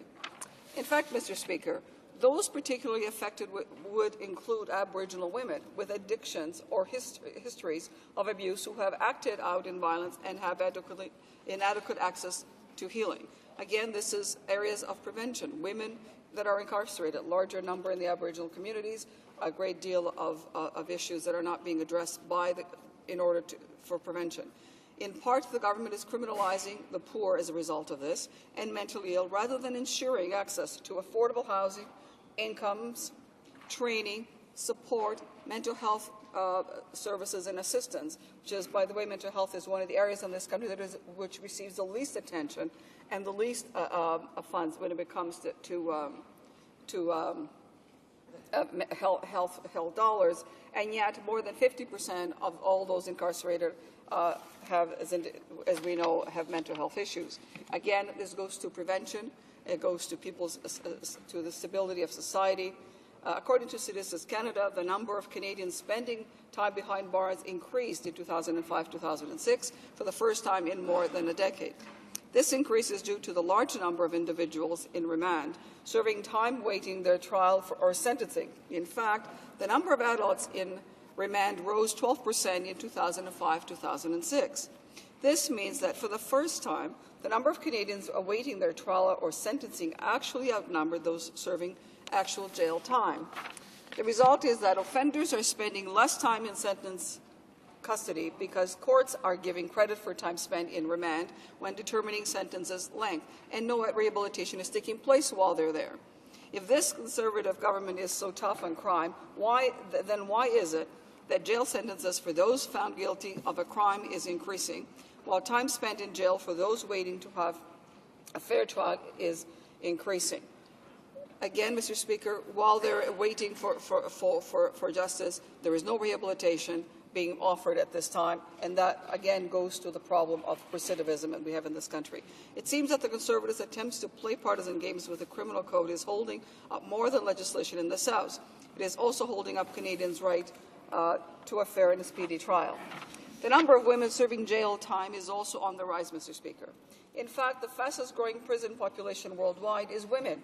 In particular, it is racialized, young, poor women, and women with mental and cognitive disabilities.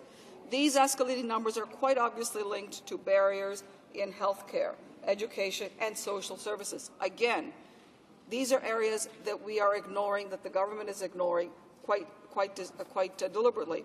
Again, it goes to the issue of prevention of crime. Again, it goes to the issue of rehabilitation, which would mean that we would not have to be using the kind of reverse onus that we are so, and draconian kind of laws that we are so bound to want to do.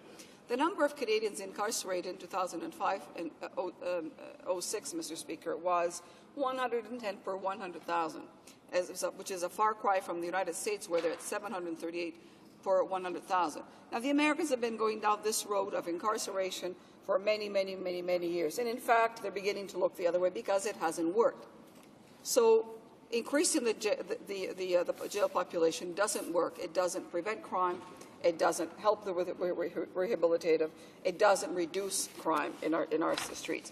So, Mr. Speaker, what I would really like to challenge the government is not only does the reverse onus not work, and as other members have mentioned, may not be constitutional, but more importantly, it does not address the problem of our security of our communities.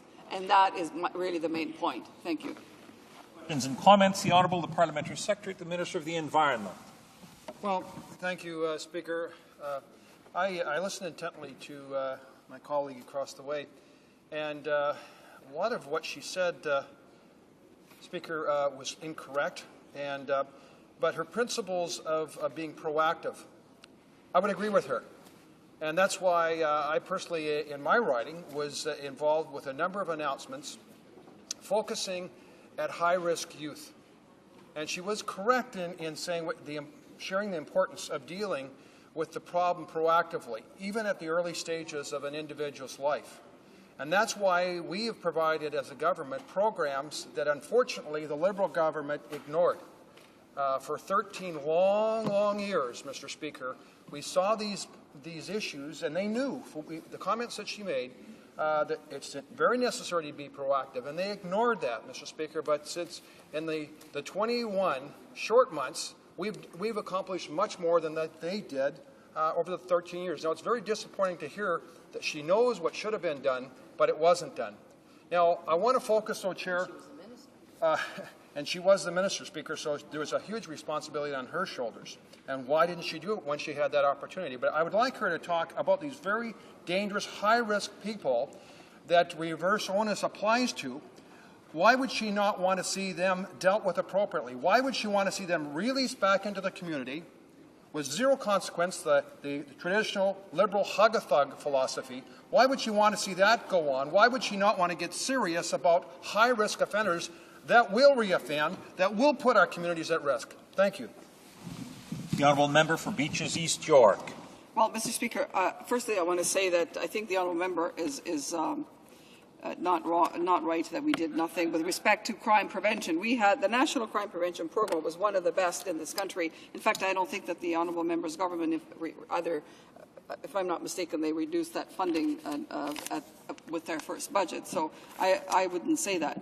There have been other programs that have come forward from the City of Toronto, the Mayor, with respect to gun violence in the City of Toronto and other mayors, and there were programs that had been put forward by us, but they were not renewed by this government. So I wouldn't. And then not to mention the fact that they eliminated the National Child Care Program, which would help children who have difficulties, who may have mental health issues, receive assistance and be identified early on when they're in an early childhood development environment where they receive help. For me, Mr. Speaker, it's more about the overall societal responsibility to prevention. It's not just one little program, one-off in one part of the country that may deal with it. It is an overall effort with respect to prevention of crime, both for domestic violence, which by the way the government is doing nothing with respect to women. As I said before, they've actually eliminated advocacy and any other work that with respect to women. But, Mr. Speaker, when it goes to high-risk offenders in our country, there's no question that we need to address that issue. But quite frankly, Mr. Speaker, we have to be extremely careful when we identify who we deal with, because rehabilitation for people, it is still one of the best ways to deal with and prevention in our country if we want to address crime seriously. Questions and comments. The Honourable Member for Victoria.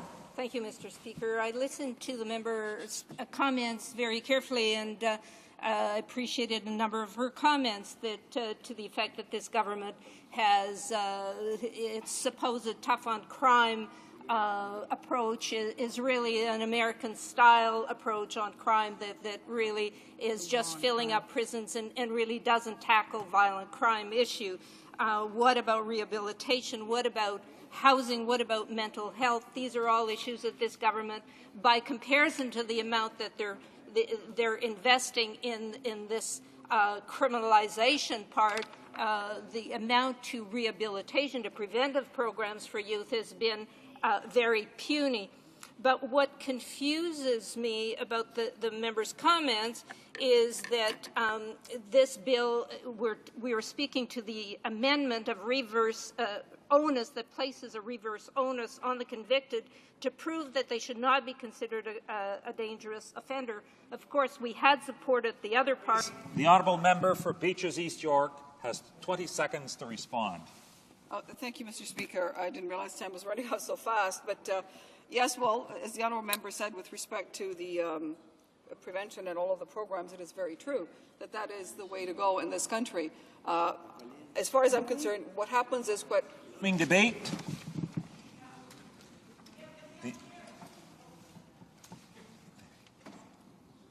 The honourable member for Vancouver East has the floor. Thank you very much, Mr. Speaker. I didn't think that you saw me there for a minute, but yes, I do want to get on the floor and debate this amendment that's come forward from the NDP. And the first thing I'd like to do, Mr. Speaker, is congratulate the member from Windsor-Tecumseh, who is our justice critic and who moved this amendment to delete this particular section of the bill, because I think he has been outstanding in his work, not only on the Justice Committee, but in this House.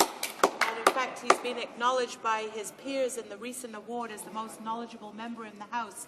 And I think there's no question that his work on the justice file and sort of the rational and intelligent arguments that he has brought forward to counter some of the absolute absurd rhetoric, the political spin that's put out by the Conservative government on their so-called crime agenda. It's been very refreshing to see the member for Windsor-Tecumseh and how he approaches this work and how he really puts forward the public interest, not a partisan interest, but a public interest in terms of what should be the justice agenda and how should the criminal code be amended. And there is no better example of this, Mr. Speaker, than what was originally called Bill C-27, the Dangerous Offenders Act, and is now all wrapped up in this omnibus bill, which is called C-2, which C-27, the Dangerous Offenders, is still a part of. And in that bill, in the early days of debate, the member from Windsor-Tecumseh pointed out that there were certain aspects of this bill that would likely not survive a charter challenge. And specifically, he made it very clear in the House and in committee, he tried to gain support from other parties, that the so-called reverse onus provision for a dangerous offender or someone who's been convicted for a third time and placing the onus on that person to show why they shouldn't then be designated as a dangerous offender was something that was a dramatic change in our justice system and is something that likely would not survive a charter challenge. And, Mr. Speaker, I think that the member brought forward very clear and intelligent arguments to show why it was really going down a blind alley, why it was a false lead. But it's very interesting to note the response of the government. In actual fact, they really couldn't care less about that. They couldn't care less whether or not this is actually something that, from a legal point of view, from the point of view of upholding the long-established Criminal Code of Canada and the direction and the precedents that have been sent over the years, whether or not it would be actually something that could be reconciled and could be credible in that tradition.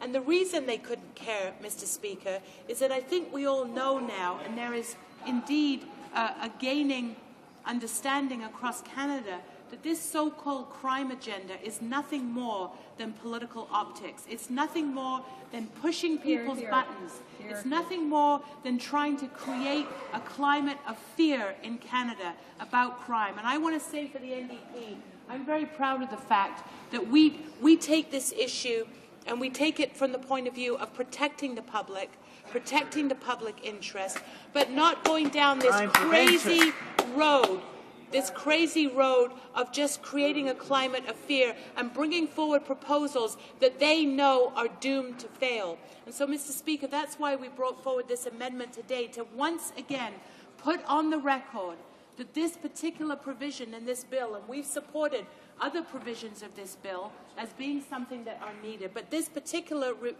provision is something that should not be sanctioned in this Parliament. And so, Mr. Speaker, I know I'm going to hear a whole bunch of rhetoric now from the Conservative members saying, oh, the NDP's weak on crime, the NDP's this or that, but I just let it be said that the NDP is here to stand for reasoned arguments, for amendments that will actually be effective in dealing with dangerous offences. The NDP is here to protect that public interest and to hold the government to account for failing to deal with all of the prevention measures that are needed in our society that actually would build safe and healthy communities that they have failed to do. Mr. Speaker, that's why we put forward this amendment. It is with regret that I must interrupt the honourable member for Vancouver East. When we next return to the study of Bill C2, there will be 5.5 minutes left to her allotted time. Comme il est 13 heures. It being 1:30, the House will now proceed to the consideration of private members' business according to the order on today's order paper. Orders of the day, ordre du jour, ordre Private members' business. Of Bill C-307, Phthalate Control Act, standing in the name of Mr. Cullen. When we were last studying Bill C-307, the honourable member for Burlington had the floor, and he has 8 minutes remaining in debate. The honourable member for Burlington. Thank you, Mr. Speaker. I concluded my conversation on that bill that we will be supporting and I will be supporting when it comes to the day. Okay, who's next?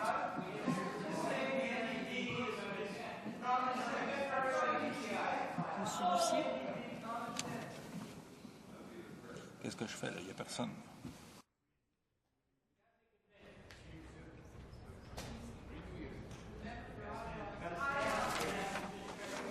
Reprise du débat. Resuming debate, the honourable member for Brassard-La-Prairie.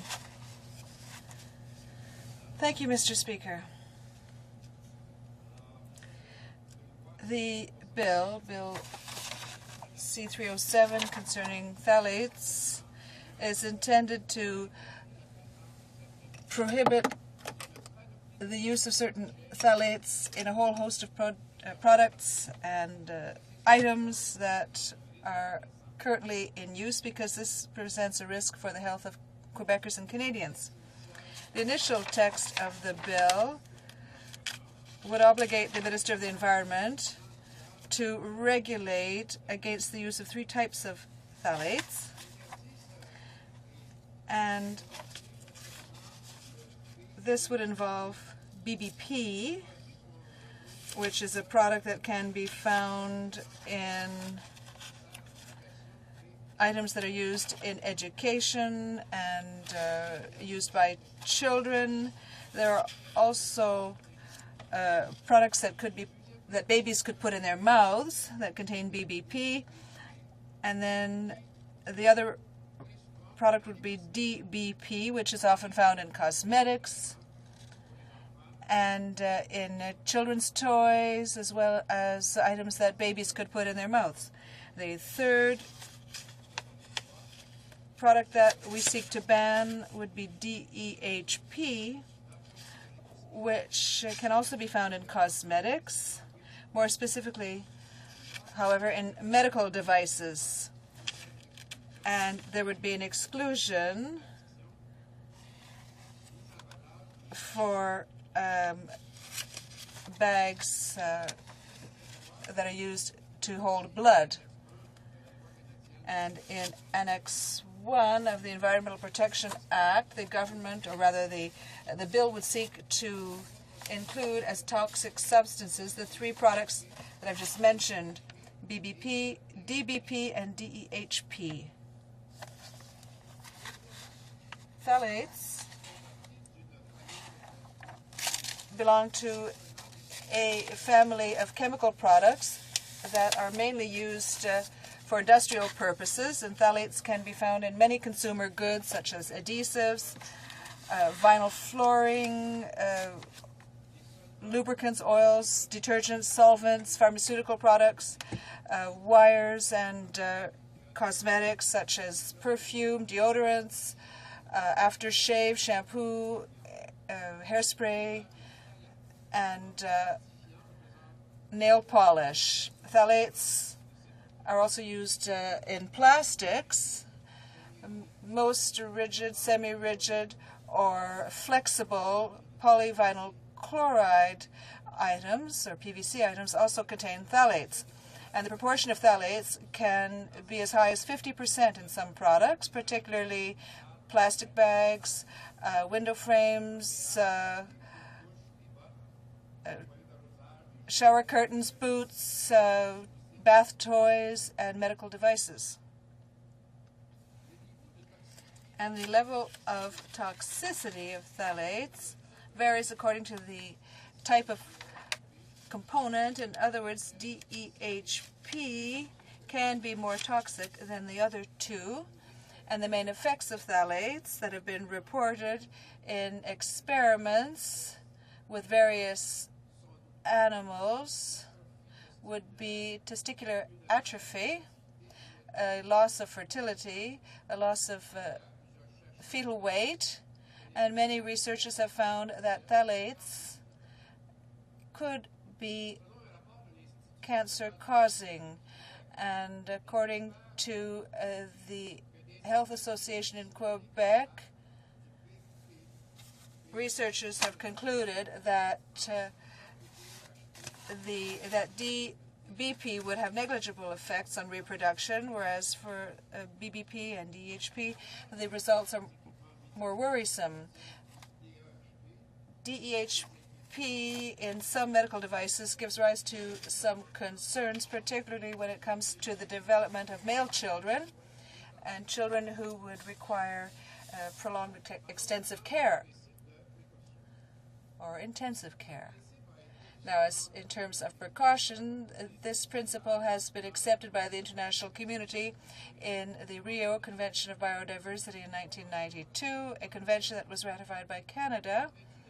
And according to this principle, when there are sufficient reasons to believe that an activity or a product could cause serious, irreversible harm to health or the environment, measures must be taken until the effects can be documented, and these measures, if this is an activity, could include reducing or putting an end to the activity. If it's a product, prohibiting the use of the product or the production of the product. As to the DEHP in Canada, these phthalates can no longer be found in toys or in anything that a child could put in his or her mouth. In 1998, following a risk assessment of children's goods, Health Canada found that phthalates in PVC items could endanger the health of children, and the importers, the manufacturers, the retailers, since then have had the obligation to ensure that all teething rings or toys and all toys made of flexible plastic must not contain DEHP. DEHP in educational materials, because there's certain materials that contain DEHP, should be prohibited as a precaution. We feel this is important. With respect to phthalates in medical devices or instruments, in order to protect at-risk groups whenever possible, we should attempt to use alternate products that don't contain DEHP, but until such products without phthalates are made available for medical use, Quebec's Institute of Public Health feels that the population should not be deprived of certain types of treatment or procedures because health benefits are greater than any danger derived from being exposed to DEHP. In order to determine the availability of alternate items, we feel that until these are available, it would be best not to prohibit the use of DEHP in medical devices with the exception of blood bags. Now, with respect to phthalates and cosmetics, DEHP and DBP can be found in perfume, deodorants, aftershave, shampoo, aerosol, and nail polish. And many environmental groups and consumers groups have spoken out against the presence of phthalates in the manufacturing of cosmetics. According to Health Canada, DBP in cosmetics does not represent a health risk when the concentration is lower than 10% of the product. Health Canada in 2004 had announced its intention to amend the regulations relating to cosmetics so as to require distributors and manufacturers of cosmetics to put the ingredients list on the product labels. This would allow consumers to at least be informed, but this regulation or requirement has never been applied to our knowledge. So in closing, I would say that we in the Bloc are in favor of Bill C-307. Research relating to the effects of phthalates on human health is still incomplete, and while awaiting more specific information on health risks and phthalates, the government should limit the exposure of vulnerable people to these various chemical components, if only for precautionary reasons. And certain prohibitions in the original bill have been amended because they went too far when it comes to the non-availability of alternate products that would be reliable and effective and safe for medical purposes. And the Bloc has always felt that the private member's bill by the member for Skeena-Bulkley Valley should never cause more health problems than it solves. The Bloc Québécois position would be to the Bloc Québécois position is supported by the Quebec Public Health Institute, which in 2004 said that until phthalate-free products are available for medical practitioners, it would not be recommended to deprive the population of certain types of procedures or treatments because the benefits are greater than any harm that could be caused by the exposure to DEHP, and we agree with the concerns expressed by the Public Health Institute of Quebec with respect to medical devices and instruments, and we will be supporting the bill. Thank you. Ottawa Centre. And thank you, Mr. Speaker, and thank you to my colleague from the Bloc and the member from Burlington for his support on this bill, and for the Bloc's support as well. And I want to start off my comments, Mr. Speaker, by speaking to the whole idea of the precautionary principle. And this is the philosophy behind this kind of legislation. And the precautionary principle, Mr. Speaker, as you know, essentially asks for we were earlier talking about reverse onus and some of the problems we had on it. In this case, it makes sense to have reverse onus, and that is when a company is manufacturing a product and there are concerns about the potential harmful effects of chemicals or toxins on our health as human beings, or on the effects it might have on the environment, that is actually up to the manufacturer and those who are involved in producing the product to show that there is clear evidence that there will be no harmful effects on human health or on environmental health.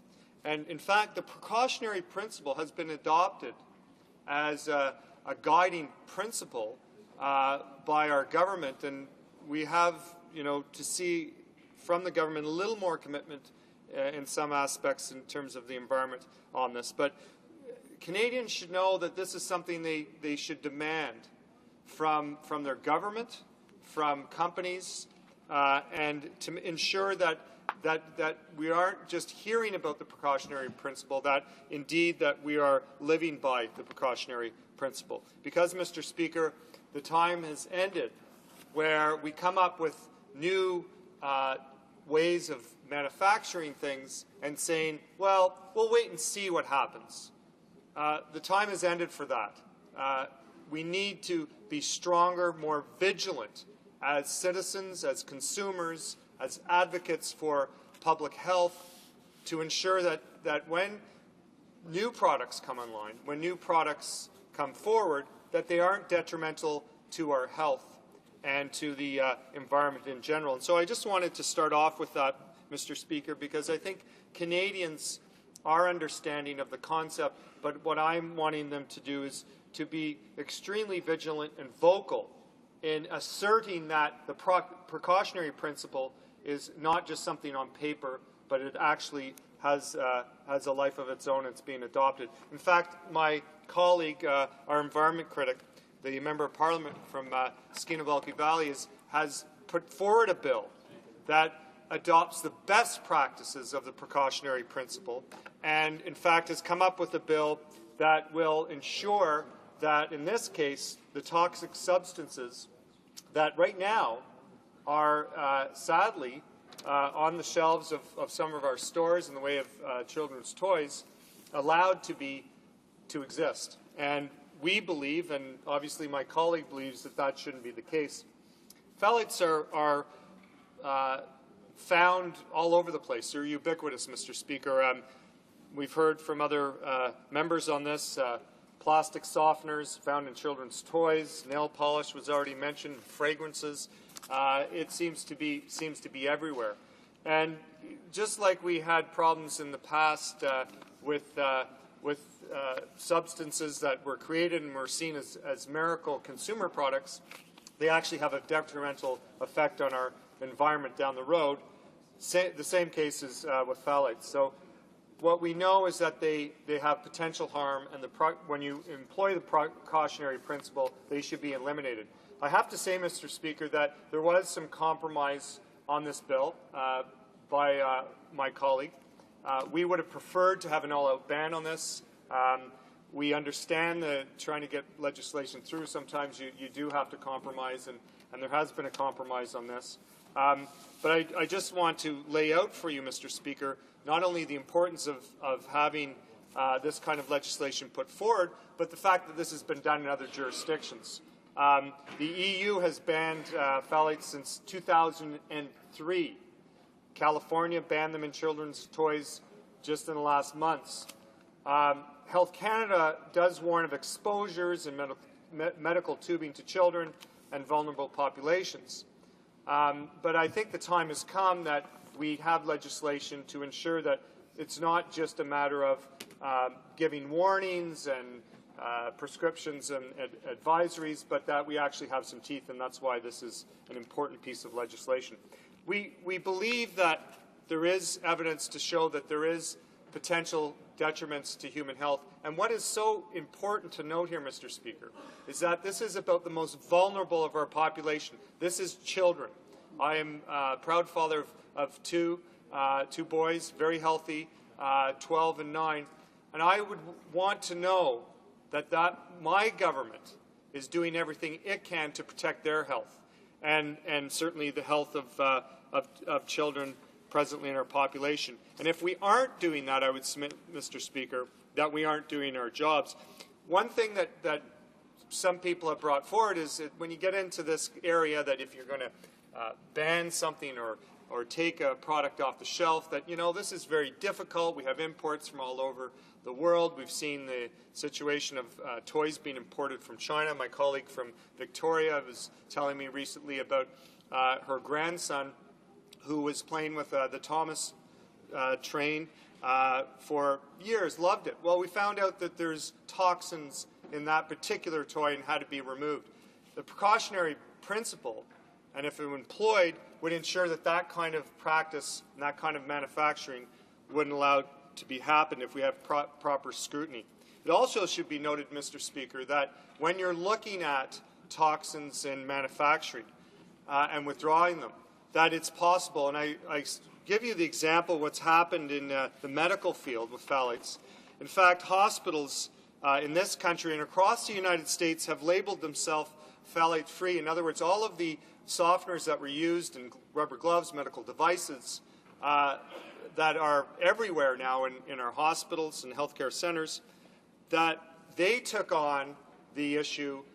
They made sure that their workplaces and the products that they were using were actually phthalate-free, so that this is an example of how you can actually make a difference if you get behind an initiative. And what turns out, Mr. Speaker, is that whole new markets were opened up because they found alternatives, new products were designed, and guess what?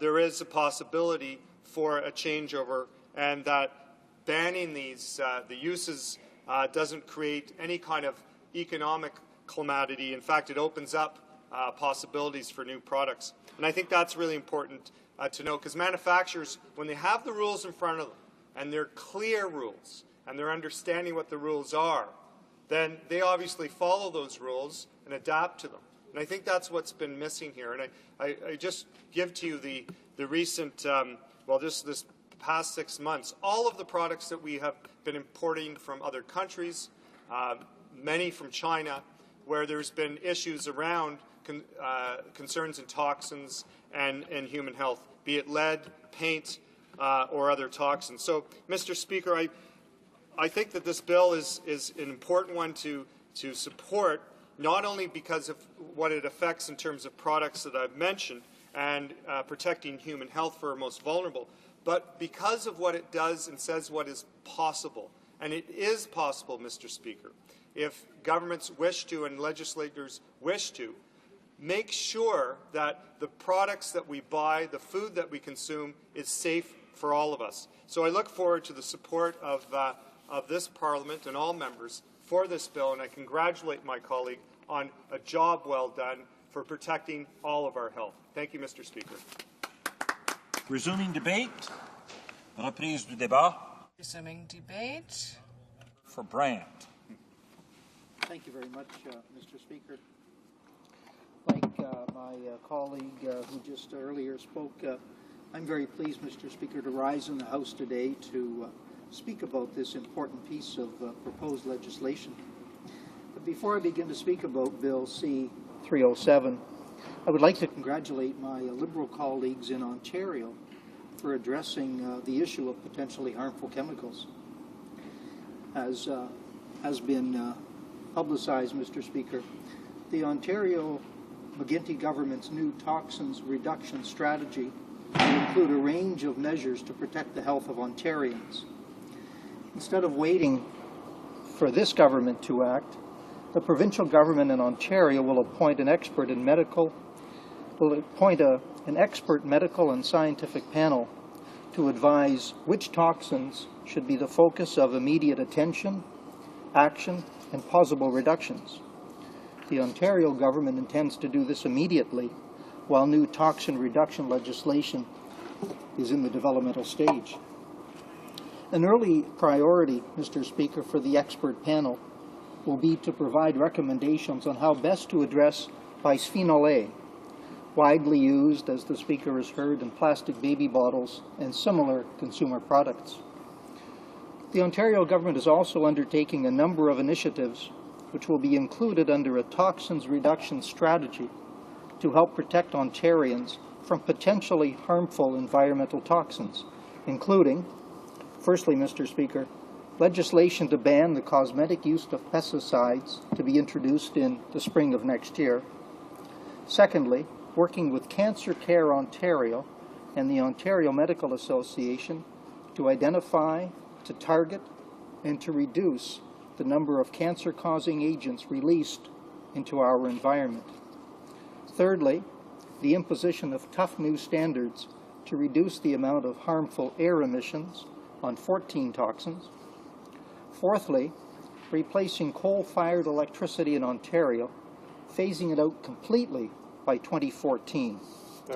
And lastly, implementing new province-wide standards and rules to protect children from exposure to elevated lead levels, which may be present in the drinking water system of older neighborhoods, older schools, and older daycare centers or facilities. Mr. Speaker, the Ontario government is already receiving praise for this recent announcement from various groups, including Environmental Defence and the Ontario College of Family Physicians. I would like to take this opportunity to commend the Government of Ontario for putting the health of Ontarians first. Mr. Speaker, I'd also like to acknowledge the hard work of my federal Liberal colleague, the member for Lac St. Louis. His private member's bill, C-439, proposes to prohibit the use of bisphenol A in certain products and to correspondingly amend the Canadian Environmental Protection Act. Mr. Speaker, there is considerable data which suggests that any exposure to bisphenol A is damaging to human health. It appears that the risks of using this toxic chemical outweigh the benefits, and I believe the government should act now to regulate a ban on bisphenol A. Surely, Mr. Speaker, Bill C-307 should warrant the same attention as Bill C-439, and it's my hope that the House will support both of these important pieces of proposed legislation. Mr. Speaker, after considerable discussion, debate, and amendments in committee, Bill C-307, the Phthalate Control Act, is now a strong bill which all parties should certainly consider supporting. I would like to congratulate the member for Skeena-Bulkley Valley for his ongoing contribution to the toxins debate in Canada, particularly with regards to phthalates. I would also like to congratulate, Mr. Speaker, the members of the House of Commons Standing Committee on Environment and Sustainable Development, including, of course, my Liberal colleagues who have played a very important role in facilitating the successful outcome of the committee deliberations. Amen. Bill C-307 deals with 3 major chemical compounds, part of a large group of chemicals known as phthalates. These substances, which were examined under the bill, are DEHP, BPP, and DBP. For those of us without a scientific background, they are plasticizers, substances which enhance flexibility in plastic compounds. They are used, Mr. Speaker, in thousands of products, ranging from children's toys to medical devices to cosmetics. Studies have linked such substances to infertility and other health-related issues. But the 3 substances considered in this bill, 307, have been evaluated under the Canadian Environmental Protection Act in the past. One of the substances of the 3, DEHP, was in fact designated toxic through the Canadian Environmental Protection Act. Mr. Speaker, the Environment and Sustainable Development Committee has heard that not all types of exposure were in fact evaluated by the federal government studies when looking at the other 2 substances. So this proposed bill, 307, calls for a more comprehensive reassessment that will include exposure through the use of consumer products, including cosmetics. This will help ensure the assessment of the cumulative effects of these substances on human beings. Mr. Speaker, something which we are just beginning to grapple with in the scientific community is the question of whether or not we are able to measure a multiplicity of exposures, these compounds themselves, or how these compounds interact with other compounds which are in our environment at large, here in Canada. Essentially, the study is of the cumulative effects of all of these factors in combination with one another. Mr. Speaker, as I mentioned earlier, phthalates are found in thousands of products in our environment: toys, medical devices, cosmetics, but many other items, shower curtains, the vinyl that we find in products, the vinyl dashboard in motor vehicles, for instance. We are concerned by the multiple exposure to phthalates, which perhaps in isolation may not have the impact which is feared on human health, but in combination can be particularly toxic. So these repeated exposures could indeed be enough to, in fact, cause harm to human health. We know that certain other countries, as my colleague from the NDP has mentioned previously, including the entire European Union, have tighter restrictions on chemicals such as phthalates than Canada currently does. But it's also fair to say that when Bill C-307 arrived at committee this past March, all members were in favor of closer scrutiny of these compounds. But the now amended Bill C-307 is in better form than it earlier was. All members of the Environment and Sustainable Committee should be commended for introducing and passing amendments to the bill. It's our hope, Mr. Speaker, that the House will see fit to pass this important piece of legislation. Thank you, Mr. Speaker. Resuming debate, reprise du débat. Resuming debate. Secretary to the Minister of Agriculture and Agri-Food. Merci, Monsieur le Président. Thank you, Mr. Speaker. It's an honor for me to rise on Bill C-307 this afternoon. And it's also an honor for me to be part of a government that takes their responsibilities and works with them and works with the opposition parties to make sure that this minority government works in a truly effective manner.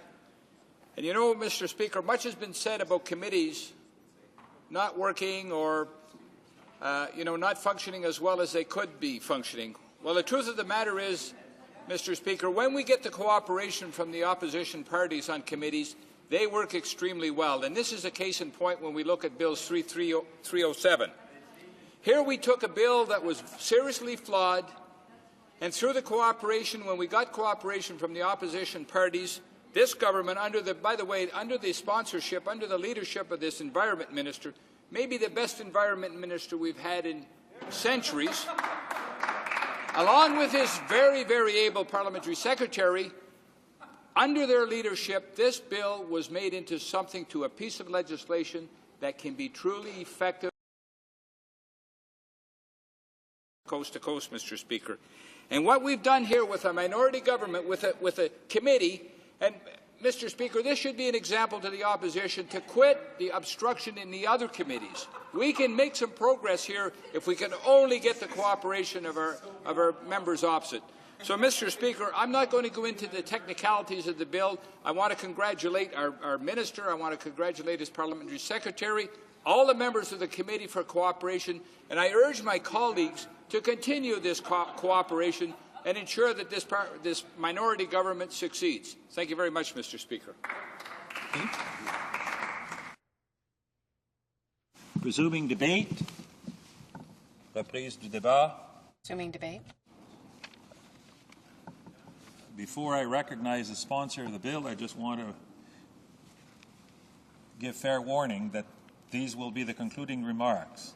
The honourable member for Skinov-Balka Valley has 5 minutes for his right of rebuttal.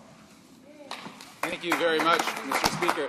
It's a long and long road that brought us to this point with a private member's bill that was crafted in collaboration with many of the people in our country who are concerning themselves with toxics in our environment, particularly those toxics that come and affect our children and vulnerable populations. There's a few things that have come to light through the process of this bill, Mr. Speaker, which I think are informative to all members of Parliament and to Canadians as to how it is we craft law in this country and what is encouraged and what is resisted. We brought in some fundamental principles into this piece of legislation, principles that have not yet been seen before by Canadian legislators. One of the primary principles is the precautionary principle, a principle that allows Canada to finally, and Canadian officials to finally make decisions to protect the health and well-being of Canadians when there is evidence that there may be damage done to the health of our population. And there is probably no better example of how wrong a government can go, how wrong Canadians can be misled than the debate that occurred and existed for too long over smoking. That for year after year after year, the lobbyists, the big tobacco lobbyists, worked members of Parliament, particularly the then Conservative, Progressive, or whatever they were called at the time, the Liberals, to encourage them to not believe the science that was before us, to not believe that there should be some precaution in the way that we legislate and allow smoking into the Canadian society. The detrimental effects, the lives lost, the families that suffered because of the negligence willful and otherwise, of politicians that preceded us, some still in this place, was shameful, was absolutely shameful. And when we created this bill to ban plastic softener, for goodness sake, Mr. Speaker, a softener that allows certain plastics to be a little more malleable, which is all well and good in and of itself, but has these unintended consequences of causing a whole series of terrible effects on the health and well-being, particularly of those of children, that the tragic irony that one of the few ways to release this chemical into a human system was mastication, actually chewing on the plastic. These chemicals were put into children's toys that by design were meant to be chewed. Now, it was, of course, not the intention of the chemical manufacturers or the toy manufacturers to do this, but lo and behold, it happened. So in bringing this bill forward and presenting something, and we know that there's other colleagues in this place attempting to do the same, to provide Canadians with laws and practices that actually defend our interests, not just the interests of narrow lobbyist groups, but to defend the health and well-being of Canadians, is something that's long overdue. And it's long overdue in a parliament that has seen dysfunction time and time again from the government side, in that when we saw health officials come forward, and I'll give one instance to close my remarks, and this should be instructive to all Canadians and MPs trying to do the right thing, that we saw officials under the direction of the government come forward at committee and make claims that we couldn't possibly ban these chemicals because it would put the well-being of Canadians at stake because some of these softeners existed in medical devices.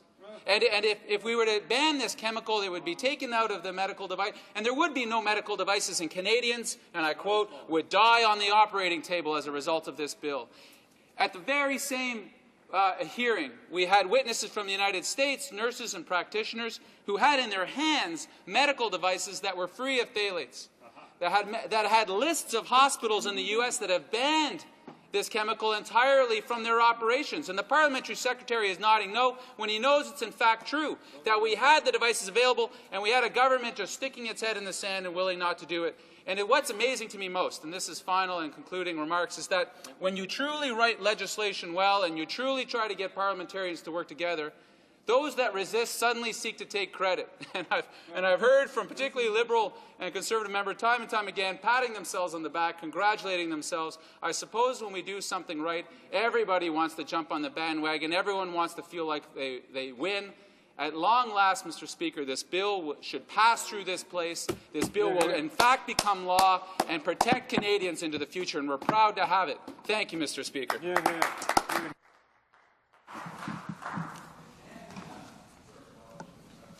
Is the House ready for the question?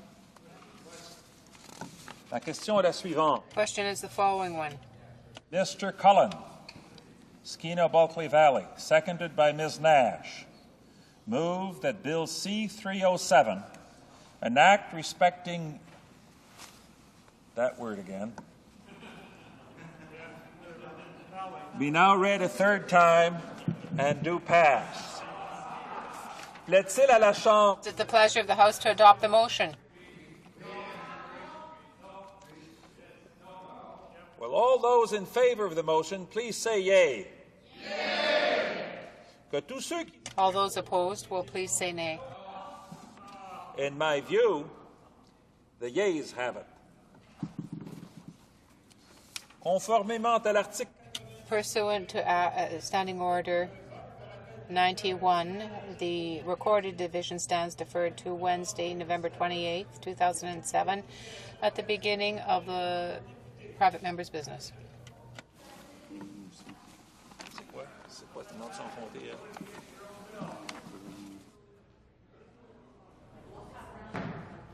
Member for Brampton Springdale is rising on a point of order or a point of privilege. Point of privilege, Mr. Speaker. Thank you very much for just giving me this opportunity, Mr. Speaker. I just am rising on a point of privilege. In our parliamentary system, we have ministerial responsibility. Ministers of the Crown are directly responsible to the public and to this House for all actions taken by their political staff or departmental officials. The present Minister of Justice was a minister responsible when the investigation was being carried out by the Department of Justice into the settlement Mr. Mulrooney received in 1997. A settlement that came at a time when no one in government knew about the $300,000 cash payments he had received from Karl-Heinz Schreiber. The present Minister of Justice was also the minister when this departmental investigation was brought to an abrupt and unexplained halt. On November 14th, on a CBC program, I stated that the Minister of Justice stopped the investigation, when in fact the question of who stopped the investigation or why remains unanswered. Canadians would like to know who did. To the extent that the distinction between personally stopping the investigation and being the minister responsible while the investigation was stopped troubles the minister or has caused him any embarrassment or discomfort in any way, I wish to make clear my apology to him. On behalf of Canadians, we will vigorously pursue the issue of who stopped that investigation. So I ask the minister again, who stopped the investigation and why? Thank you. I thank the honourable member for Brampton-Springdale for rising on the point of privilege. The Speaker will come back to her and to the House in due time, if necessary. The Honourable Chief Government Whip is rising on a point of order. On the same point of order, Mr. Speaker, if you just indulge me for a moment, I would just say that I've been a Member of Parliament here for some 14 years. I've never seen such a sad apology in my life. And to do it on a Friday afternoon when the minister that she's insulted is not even present is inexcusable. And so I would have to say that I, for one at least, having not had the opportunity to talk to my minister, certainly do not accept that apology.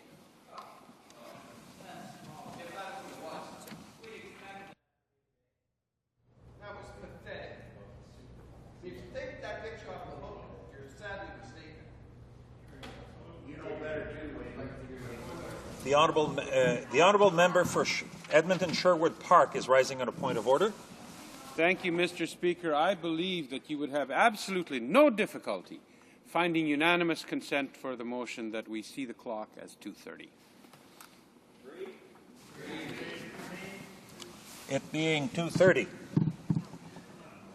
this House stands adjourned until Monday at 11 a.m.